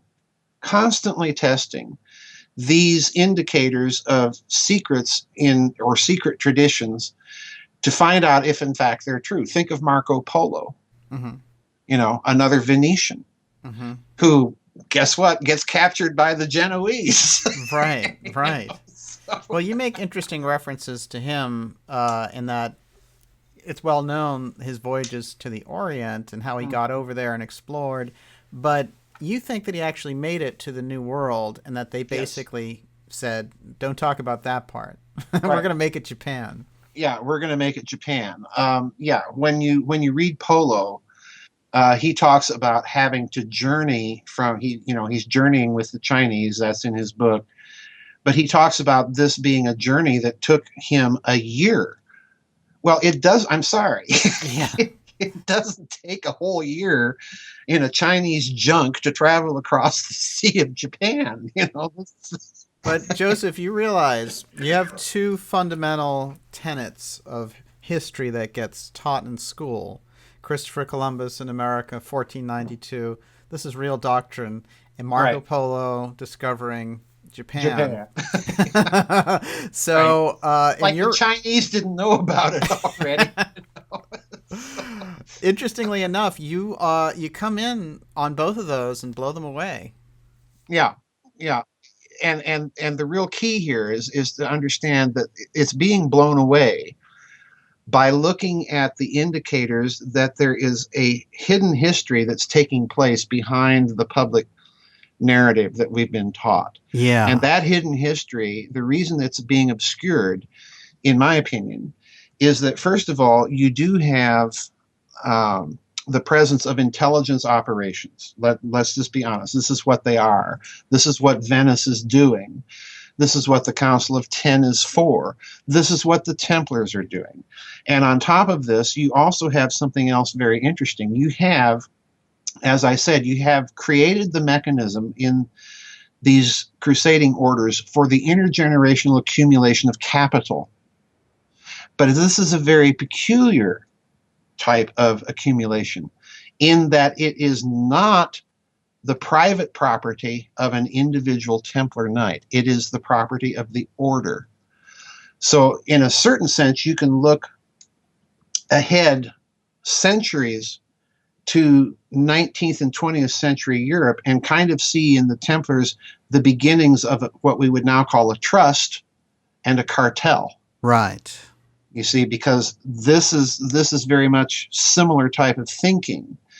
So in other words, this is also what's going on. And then finally, when you look at the geopolitics and financial politics of that age, what you see happening is behind Spain, behind Portugal, you've got remnants of the Templars, you've got Genoese bankers, you've got Florentine bankers that are moving their base of operations.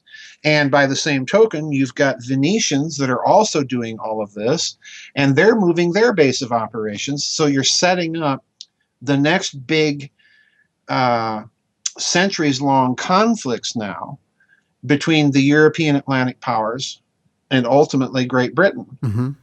You know, the Venetian connection in Great Britain is particularly strong. I mean, you know, you have Giordano Bruno going up there. You have Henry VIII with his divorce. Well, who's the lawyer that he consults? He's a Venetian. Yeah.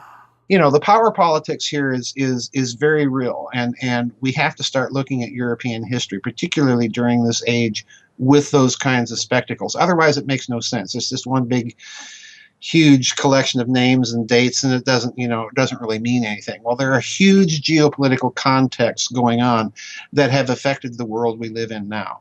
Absolutely. The setup is back there, and it's pretty it's pretty well obscured too. Mm-hmm. Yeah.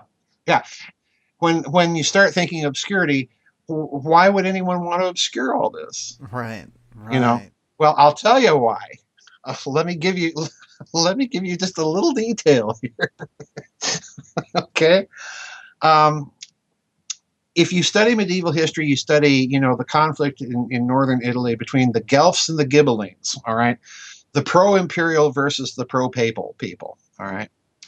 Well, the Guelphs are the Italian name for a family, for a clan, that across the Alps, there's a German branch of the family. They're called Welf Aibling. All right.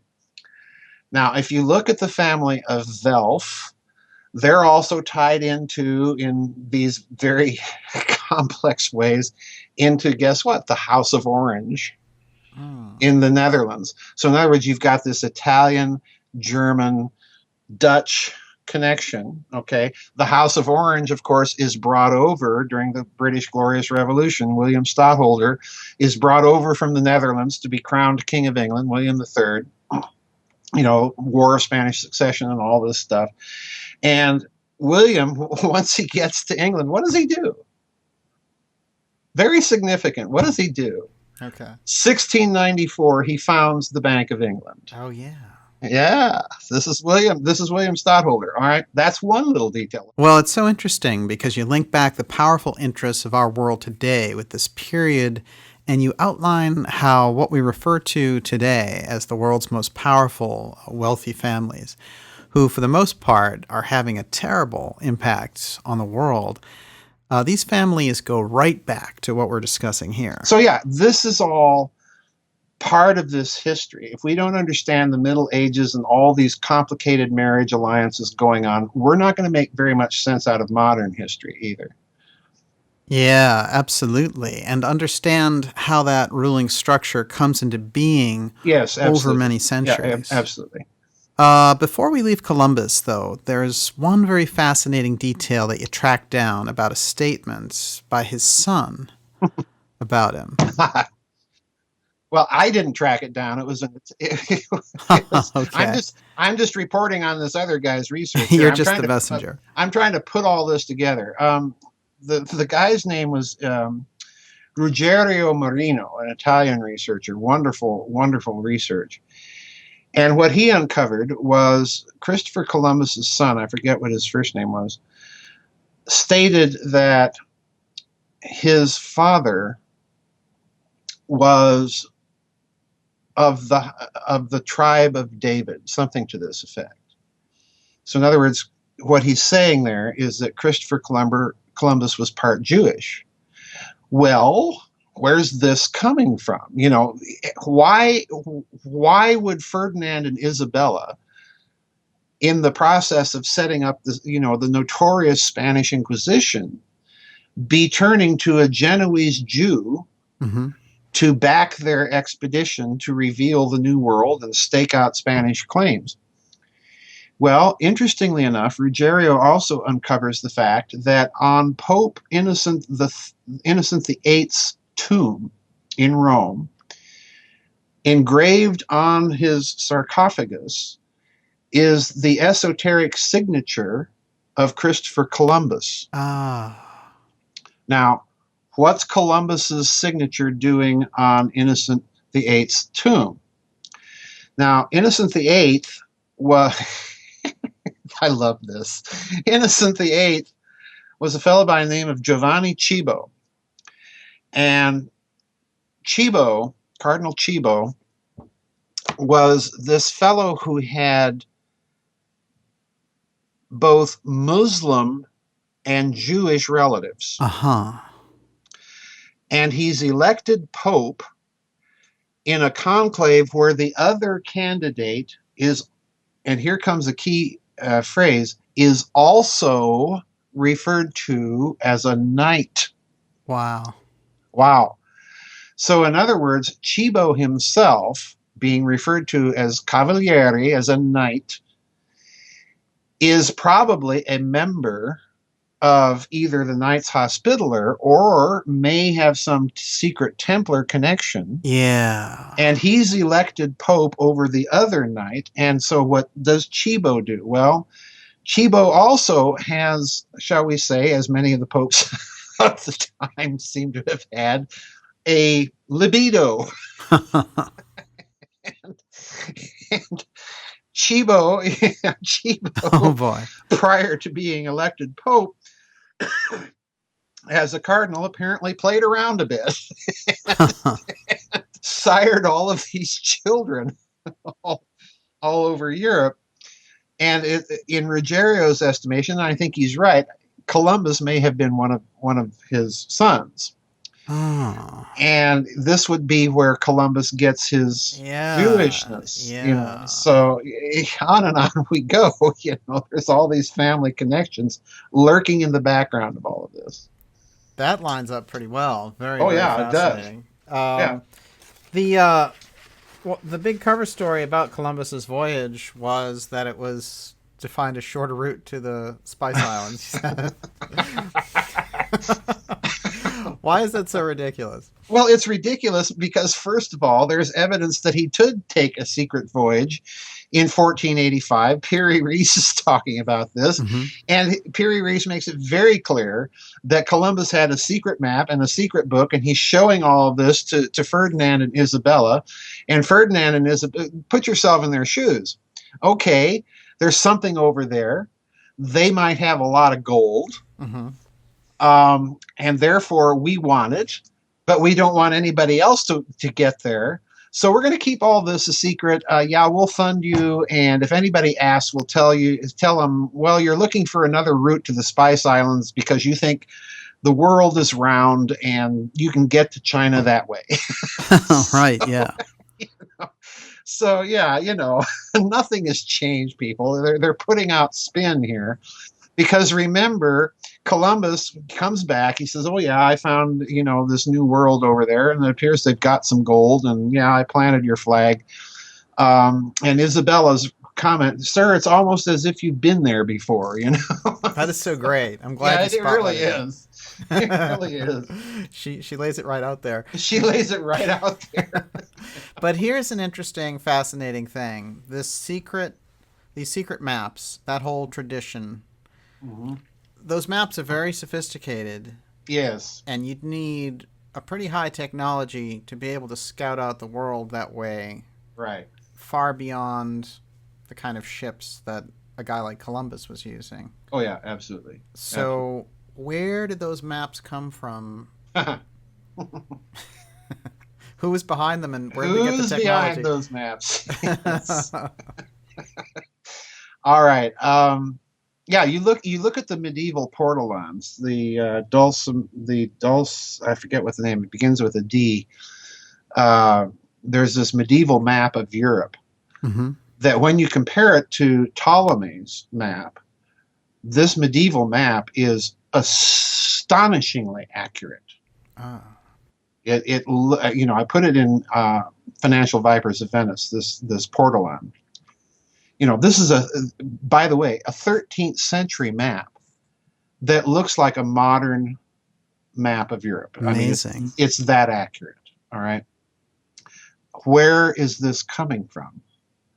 Well, again, my guess is it's coming from the Imperial Archives in Constantinople, which in turn are coming, in my opinion, most likely from whatever remained of the Library of Alexandria after the burning there. Okay.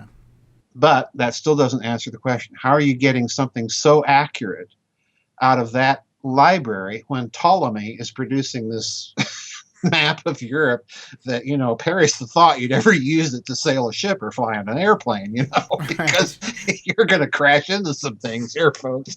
Right. But I think what this really indicates is that this cartographic tradition ultimately is coming from high antiquity. And it's coming from high antiquity because of its extreme accuracy, which we have only been able to reduplicate in modern times by very accurate measurement. And here comes the curveball, by satellites. Yeah. In other words, it's coming from such extreme antiquity that this is a piece of that information that whatever civilization existed back then, it was at least at a similar pitch of scientific and technical development as we are now. Absolutely. And that, that when you look at these maps, that's, in my opinion, these are some of the strongest evidence that we have that this ancient high civilization really existed. People say, well, where's the evidence of this ancient high civilization? Well, look at some of these maps sometime. Yeah. So one of those maps, the Piri Reis map, depicts Antarctica without any ice. Yes, that's the other teensy problem. So how far back do you have to go for that? Well, that's the other problem. It's showing Antarctica in the right position, and it's showing the coastline of Antarctica more or less. You can go online and read these skeptical sites, where they're coming up with the most outlandish things to try and hold on, desperately exactly to the conventional narrative. But the bottom line is they can't explain it. The only hypothesis that can explain it is the one they don't want to deal with, and that's a high civilization in high antiquity, or to give it the dreaded A word, Atlantis. Right? Yes, so, yes. To me, the maps are the clearest indicator that we have, not to mention all these weird structures all over the world that no one can explain how they built these things. Well, in South America in particular. Oh, yeah. Pumu. That's a very advanced civilization. It had to have been. Yeah. You can't produce these things without some sort of modern technology. And I'm sorry, the Incas didn't build them. Exactly. They'll tell you they didn't build them. No, to me this whole thing indicates that there's something. And since we're talking about this, Daniel, the implication here is that the possibility arises that when you're dealing with people like the Templars or the Hospitallers, mm-hmm. or their Genoese and Venetian allies, that they were aware that this was a tradition that came from high antiquity. Yeah. And by the time that the Renaissance breaks out and you have the translation of the Hermetic text, this is when this goes public, because we've got to remember at that time the Hermetica was considered to be dated to an Egyptian period, predating the Old Testament. So in other words, to them, this represented primordial knowledge from that high civilization. So the idea goes public. So in other words, I think it's very possible that the maps in particular may have been viewed by these people as evidences and parts of this lost tradition. Absolutely. And do you think that the maps represent, well, I want to actually go a little deeper on the mystery school's role, because somebody had to preserve these ancient maps and pass them down through secret tradition and keep them hidden, and just let certain select groups be aware and be in the loop on these things. So the idea of these mystery schools going back to Egypt, and they would understand all kinds of esoteric knowledge, including special kinds of physics. Yeah. And you've written about that. So Yeah. these mystery schools survived underground somehow. But was there a point where they died out? Or do you think they've survived right up to our modern era? And were they behind this major influx of occult and esoteric knowledge that showed up, on the scene out of the blue in the late 19th, early 20th century? Is that the mystery schools at work once again? That's the $64 trillion question, accounting for inflation. Right, yeah. I'll tell you what my intuition is, and then I'll give you some details that tend to corroborate it. My intuition is that, yes, we're looking at continuity. Now, the real question is, what kind of continuity are we looking at? Are we looking at continuity merely of ideas? Or are we also looking at continuity of organizations, institutions, and personnel? The latter is much more difficult to prove, obviously, and no one really could prove it. But that is exactly what my intuition is that we're not simply looking at continuity of idea, but we are looking at groups of people who made it their conscious and deliberate covert purpose to preserve this stuff and hand it down. Now, the reason I think that this is a possibility is that you do have, of course, the appearance of the Rosicrucian manifestos in the early 17th century, but you also have a fellow over in England writing a very peculiar treatise. Yeah. But this particular fellow, I'm referring to Lord Verulam, Francis Bacon. Right. And what does he write? He writes this very weird little work. I have a copy of it called The Advancement of Learning and the New Atlantis. Nice. And when you read the New Atlantis, it's a short little treatise. It's an allegory about a secret society that he calls the Temple of Solomon. And the Temple of Solomon is all about this college of very learned men who sit around dreaming up all sorts of scientific projects for the betterment of mankind. You know, here's Francis Bacon, and, you know, he's the Lord High Chancellor, senior advisor to King James, and so on and so forth. And he's coming up with all of this. And then, of course, you have the creation of the Royal Society under King Charles II, which, again, is this very weird occasion because what's he creating it for and out of? Well, he's creating it out of the Roundheads and the Royalists to kind of unite the parties, you know. Let's not have a replay of chopping off my dad's head here. And he is chartering this to do advanced scientific work. And, oh, by the way, it just turns out that both sides of the Royal Society are full of Masons. Ah. Okay? So, in other words, when you look at these types of organizations, you look at these events, you see very clearly that something is going on behind the scenes. There is an effort to recreate, at least, or to update the mystery schools. Mm-hmm. Now let me throw a curveball in here. Okay, this is a whopper. I have a little book back here on my shelf that my co-author Scott DeHart and I did in response to our book Transhumanism, because we got lots of, you wouldn't have believed the amounts of emails we got after that book came out.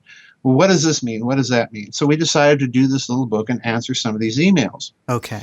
And it's called Transhumanism in Dialogue. It's a little Lulu book that we did. And in it, we point out three gentlemen who made an interesting observation. Yeah. The first gentleman is a well-known fellow by the name of René Descartes. Uh-huh. Okay? Well, René Descartes wrote a very interesting little thing that in his reading of ancient mathematicians, he thought that he had encountered a form of mathematical analysis that the ancients knew that we don't know and that he thinks they suppressed. Okay? And so, you know, Scott and I are reading this and we think, gee, that's kind of interesting. Sure. Because, you know, among many other activities that the good mathematician did, he went off to join the Catholic armies of the Habsburgs at the Battle of White Mountain to defeat the hermetically inspired prince of the Rhineland-Palatinate, who was going to bring in the New Age. That's so odd. Yeah, that's so odd. You know, why René Descartes of all people? He's a mathematician. And he's a mathematician, you know. Strange. You know. You don't think of this guy as a soldier going off no, for, definitely you know, not. a Catholic crusade. You know, so in other words, there's another agenda here. And then there's another gentleman also writing and reading mathematics. And he says, well, you know, Descartes' right. There's something in these ancient mathematicians. It's a hidden form of analysis. We don't know what it is. It's either been lost to history or these guys way back when suppressed it. And we better find out what it is. And his name is Isaac Newton. Oh. Oh. So he knows. So he knows something's up. Oh, yeah. And then there's a third gentleman. And he says, you know what? In reading these guys, I think that they had a form of analysis, and this is the real big one here, this particular guy. Okay. I think they had a form of analysis by which they solved all their problems. It was formally explicit. They had an algebraical way of doing this. And it had nothing to do with numbers. And I think I found certain indications of what they were doing, and I'm kind of trying to reconstruct this. And I think they may have suppressed this knowledge. Guess what his name was? I could guess. Gottfried Leibniz. Whoa. The other inventor of the calculus. Interesting. Yeah. So they weren't pulling any punches on this. No, they weren't pulling any punches. They're saying, you know, if you stop and consider what these three mathematicians who've been torturing us ever since are saying, they're saying, okay, there's a hidden form of mathematical analysis. It was lost or suppressed. All three of them agree that it's probably suppressed. And Leibniz is going on to say, oh, and by the way, I think I've kind of figured out some of it. Unbelievable. So in other words, what these guys are telling you, there's a hidden tradition. Mm-hmm. And all three, interestingly enough, are involved in setting up these scientific colleges and societies. Right. All three of them. So in other words, I do think on that basis alone that you're looking at least at the continuity of idea. And when you add into this mix the Masons, the Rosicrucians, the Templars, the odd appearance of the Templars investigating and trying to find hidden knowledge in Palestine and Constantinople and what have you, that yes, these are indicators that there's an organizational continuity of some sort going on. Yeah, absolutely. The fingerprints of the mystery schools are there again. Yeah. Now, when we come back for the last part, I'm going to have you go into the ultimate mystery of the Great Pyramid, esoteric science, and what you mean by Giza Death Star. More fascinating discoveries with Dr. Joseph P. Farrell when we return.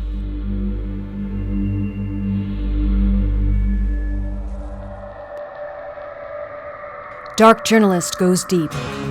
My question is, what are you seeing now? What are the conditions like on the ground in real America? The top guests you want to hear, like investigative reporter Linda Moulton Howe. Audiences are getting it. They are bypassing the government suppression. Financial expert Catherine Austin Fitz. So there's a lot going on underneath the ground and a lot going on, in the skies. And whatever it is, it's very expensive. Scholar Joseph P. Farrell. If you don't consider the black budget, if you don't consider this hidden system of finance, then you're missing over half of the financial picture. Historian Richard Dolan. I hope listeners realize that this is not a run-of-the-mill interview that I did. Dark Journalist goes deep.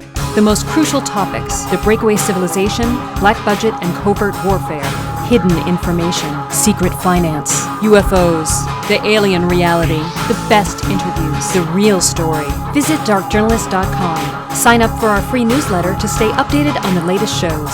Support Dark Journalist by visiting our Contribute page. Help us deliver cutting-edge truth to you. Join us on Facebook and Twitter. Dark Journalist. The truth is never easy. We need dark journalists, so just keep doing what you're doing.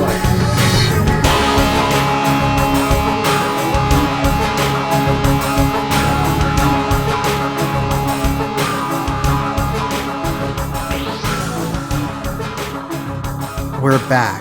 This is Dark Journalist, and I'm speaking with Dr. Joseph P. Farrell, easily one of the most innovative and thought-provoking authors of our time. His latest book is Thrice Great Hermetica and the Janus Age, and we know there's more coming this year from him. Now, Joseph, you have this series of books, and even your website is called Giza Death Star. Right.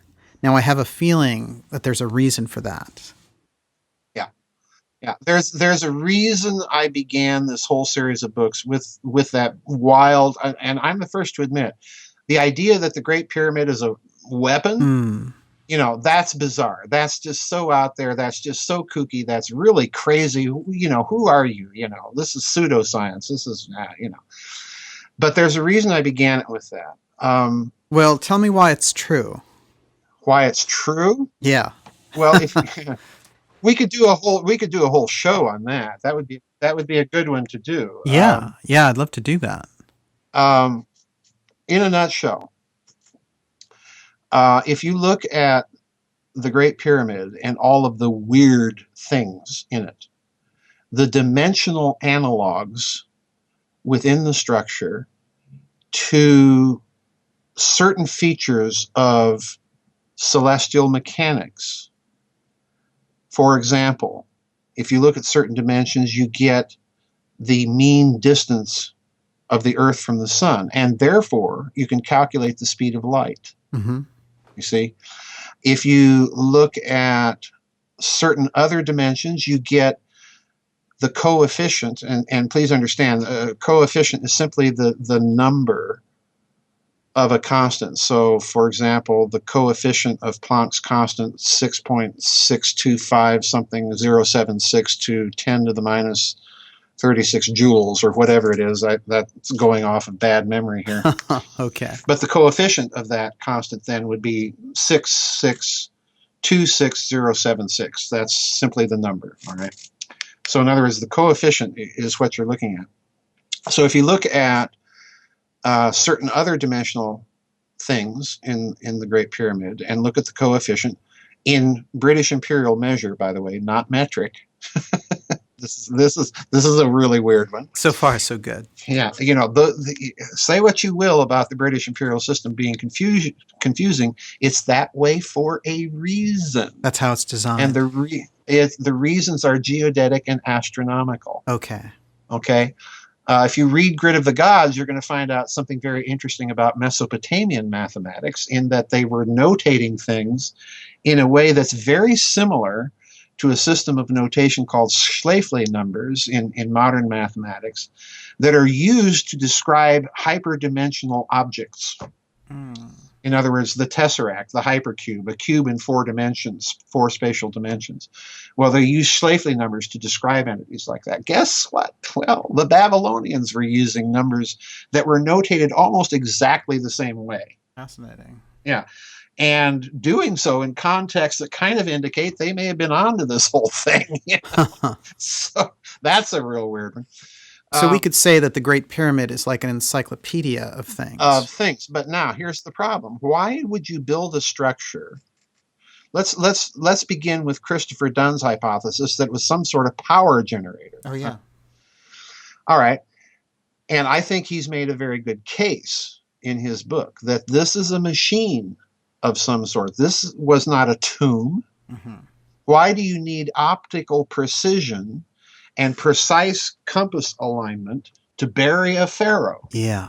Which has never been found in the thing to begin with. Exactly. Okay. So in other words, you look at it from an engineering point of view, this is a huge machine of some sort. But now the question then becomes, why are you packing into this machine all of these dimensional analogs of local celestial space? That raises the stakes considerably, because if you're doing that, it's suggesting that you're creating a machine that's a coupled harmonic oscillator, to use the physics term, to things within local celestial space, including the Earth. And therefore, it's a machine manipulating those things, and therefore, it's a machine that is, so to speak, manipulating the local fabric of space-time. Okay.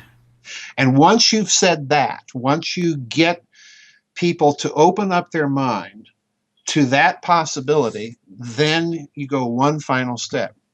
And I've said this on many occasions in various interviews. If you have a technology that allows you to manipulate the fabric of space-time locally on the laboratory bench, then you have right there a potential which, if you scale it up and you weaponize it, you would have something that would have the potential to make a hydrogen bomb look like a firecracker. Big time. Yeah. Right. Yeah. Yeah. So yeah, would that be a big, huge cosmological secret? Yeah, you betcha. Oh, absolutely. You yes. betcha. Well, that's so interesting. And it seems like they had this knowledge, those who built the Great Pyramid, that they needed to construct it in such a way that they could pass down this legacy for us to discover at some later point. And it seems like they understood that we were going to go through a kind of dark ages and then rise again in our awareness. But the idea of the pyramid being a weapon, it seems to me, it would basically have to be the ultimate weapon. Oh, absolutely. Yeah. Like an interstellar, a time-space weapon. Mm-hmm. So the question is, do you think it was ever employed? Oh, yeah, I do. Yeah. Yeah. Yeah. It had to have been, I wrote the book, The Cosmic War, in which I, go into the exploded planet hypothesis that Dr. Tom Van Flandern revived. And you look at his work, and he's trying to come up with a mechanism by which planets explode. Oh, yeah. And, the fascinating thing about it is you can tell when he's making these proposals. The first thing he proposes, well, there's some sort of natural fission reactor in the core of the planet. And natural fission reactors do exist. There's evidence of them in Africa, as a matter of fact. These piles of uranium that go critical and start to heat up. Well, maybe something like that was present in the core of the planet that blew up and formed the asteroid belt. But, he's kind of uncomfortable with it. So then he proposes another thing. Well, maybe, he says, there was a bunch of antimatter in the core. And for whatever reason, for whatever reason, it was contained, and then the containment broke down. The antimatter came into contact with the matter, and kablooey, the planet blew up. And again, you can tell he's not terribly comfortable with that for obvious reason. And so finally, he gets around to what I think probably he had concluded all along. And you can tell he's very reluctant to even mention this. But finally he says, well, perhaps it was blown up because of some mistake in an experiment or technology. Or then, finally, he says, or perhaps deliberate action. Those are his words. Wow. And of course, when you say deliberate action, what you're really saying is war. Yeah. Somebody's at the controls. Somebody's at the control, pushed a button, like out of Star Wars, and kablooey, a planet blows up. And of course, once you say that, then you have to have some sort of physics that would allow you to do that. Sure. Now, from a conventional physics point of view, Star Wars, we've got the big, huge thing, and it's firing a laser beam, blows the planet up. Well, to do that would require, on a conventional analysis with a kind of conventional directed energy weapon, would require enormous, to use Art Bell's expression, gymongous amounts of energy. I think somebody calculated it, actually, and it was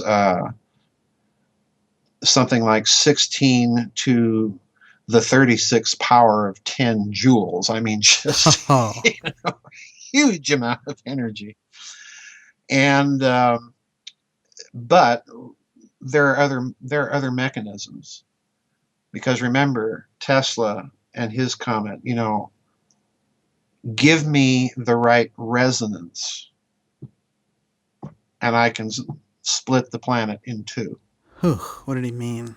It's like soldiers marching across a long bridge, and they break steps so that they don't keep pulsing it in resonance and loading so much energy into the bridge it can't damp.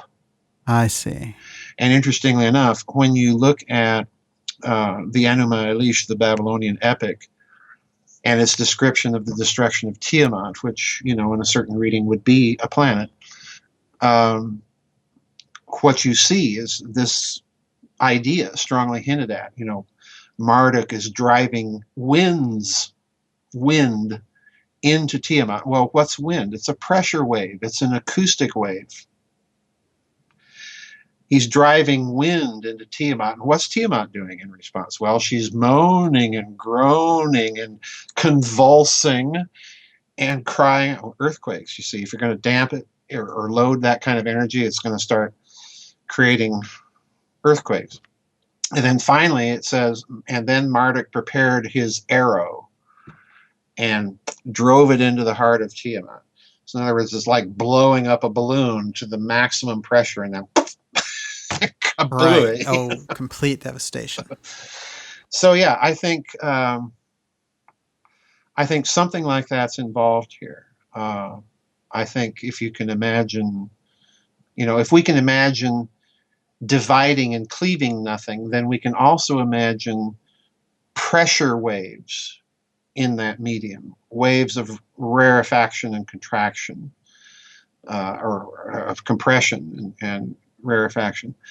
And that, again, is alchemical language, fine matter versus gross matter. What they're really saying is a lot of nothing versus a little nothing. Right, yeah. Would this make the pyramid a defensive device? And perhaps then we could say it was built for a noble purpose? Could be. I think, to be honest, many people have advanced that argument because they're uncomfortable with the idea of a weapons hypothesis, and I got to tell you, when that book first came out, I had somebody write me angrily. Oh, no. Just, how dare you, my wisdom teacher, so-and-so and so-and-so, who's Egyptian and reads the hieroglyphs, says, no, this is impossible. That's not what it was used for, blah, blah, blah. Oh, there you go. And what really it came down to, as far as I was concerned, is I'd upset this idea of jonquils and daisies that this ancient high civilization was really peaceful and so on. Well, you have to be blind to the texts, because every human tradition, mythological tradition, has some idea of a cosmological war of the gods, the fall of Lucifer, the war of Michael and Lucifer, Ragnarok in the Scandinavian literature, the Greek gigantomachy, the war with the Titans. There's this persistent idea of a war of the gods. Yes. And you put it into an interplanetary context where the gods are planets, as they were for the ancients. Then what you're really describing is an interplanetary war of massive destructiveness. So yeah, I had people like that tell me these things, and then after that didn't work, then they come along and say, well, could it have been a defensive weapon? Well, my answer has always been to these people that the physics here is so highly unified that you can build a device that can serve a number of functions, and the function will vary on how you turn the dial. Sure. That's all there is to it. So could it have been defensive? Sure. Could it have been for, in Chris Dunn's view, beaming power around the world? Yeah. Could it have been used as an offensive weapon to blow up a planet? Maybe. It is coupled to the Earth, after all, and it is resonant to the Earth's Schumann resonance. That's another peculiar thing about the Great Pyramid. Yeah. So, tomb for a pharaoh, I'm sorry. Ridiculous. No. One last thing on the pyramid. Now, do you think that the Great Pyramid could be some kind of a resurrection device, chamber structure? There are people that have said that, and I don't discount it for a very simple reason. Back during the Soviet era, the Soviet Union actually had a top secret research project investigating pyramids. Huh. The Soviet Union had a pyramid power secret research project. They were ahead of the game. And they built these big fiberglass pyramids outside of Moscow. And now you can go visit these things, but back then, it was strictly taboo. And what they were doing was they were doing all sorts of tests, medical tests, geological tests, you name it. They were using these pyramids. And they discovered something very, very peculiar. and that is that plants grew better inside of pyramids, produced more fruit. They discovered that, and this was part of Western pyramid research, they discovered that razor blades put in pyramids of certain design with certain geometrical characteristics sharpened themselves, and so on and so forth. So yeah, there were these very weird biological effects that the Soviet researchers noticed. So yeah, they have some very peculiar property, but again, it's all dependent on the geometry of the pyramid. Yeah. And they even came up with a very interesting observation. A fellow by the name of Dr. Volodymyr Krasnoholovets that was working in this project, that there are three types of pyramid. There are pyramids with certain geometrical relationships of the height to the width times, I think, pi divided by 2. I'd have to look up the formula. Okay. But there are pyramids that are tall and angular that function, they discovered, more as transmission antennae. Then the flatter pyramids function more as collectors, like a parabolic dish. Okay. Now, let's look at the Great Pyramid. Yes. Because the sides, most people don't know this, but the sides of the Great Pyramid are absolutely unique for pyramidal structures in the world because they're parabolic. They're slightly indented toward the apothem, running up each face in the center. So in other words, they're indented, which you can actually see if you look at certain pictures of the Great Pyramid from the top. You can see that indentation. So in other words, the faces of the Great Pyramid are designed like parabolic reflectors. Oh, that's parabolic intriguing. dishes. Yeah, it's a collector, all right, but it is at precisely the mathematical relationship between an antenna and the flatter collector pyramids. So in other words, the Great Pyramid is exactly in the middle. It can perform both functions. So in other words, if you start looking at it, it is the ultimate. Yeah. It's the ultimate for efficiency to perform a variety of functions.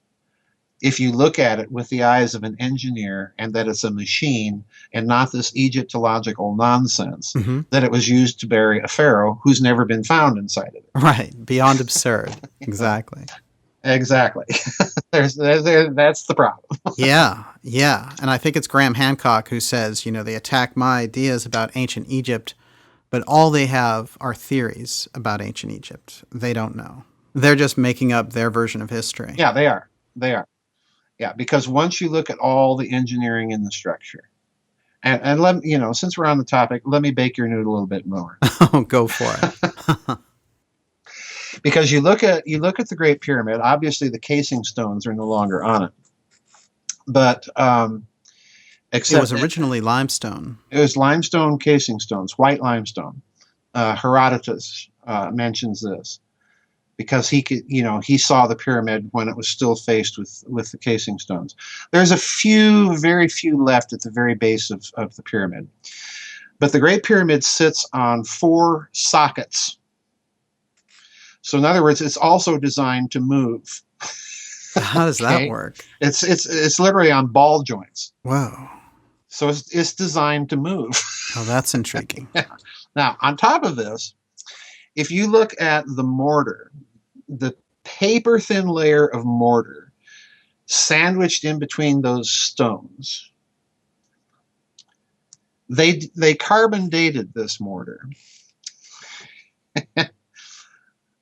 Unfortunately, they found that the mortar at the top of the pyramid was older than the mortar at the bottom of the pyramid. Now, this presents a conundrum because obviously they didn't build it from the top down. That doesn't add up. Okay, so what accounts for this? What is the only thing that could account for that? Well, very simple. If you look at the interior chambers inside the Great Pyramid, they're closer to the bottom than they are to the top. Right. Okay? So in order to account for the radiation exposure at the top versus the bottom, and it's older up here than it is down here, the only thing that could account for that is there had to have been, at some point in its history, a radioactive source inside it, making the radioactivity of the mortar of the bottom,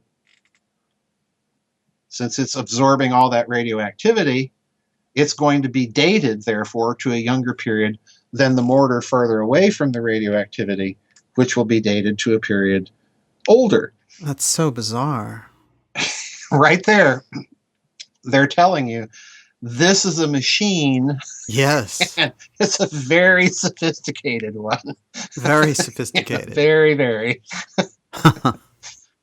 Yeah, on and on we could go. Yes, and that's a fascinating enigma to end this episode with.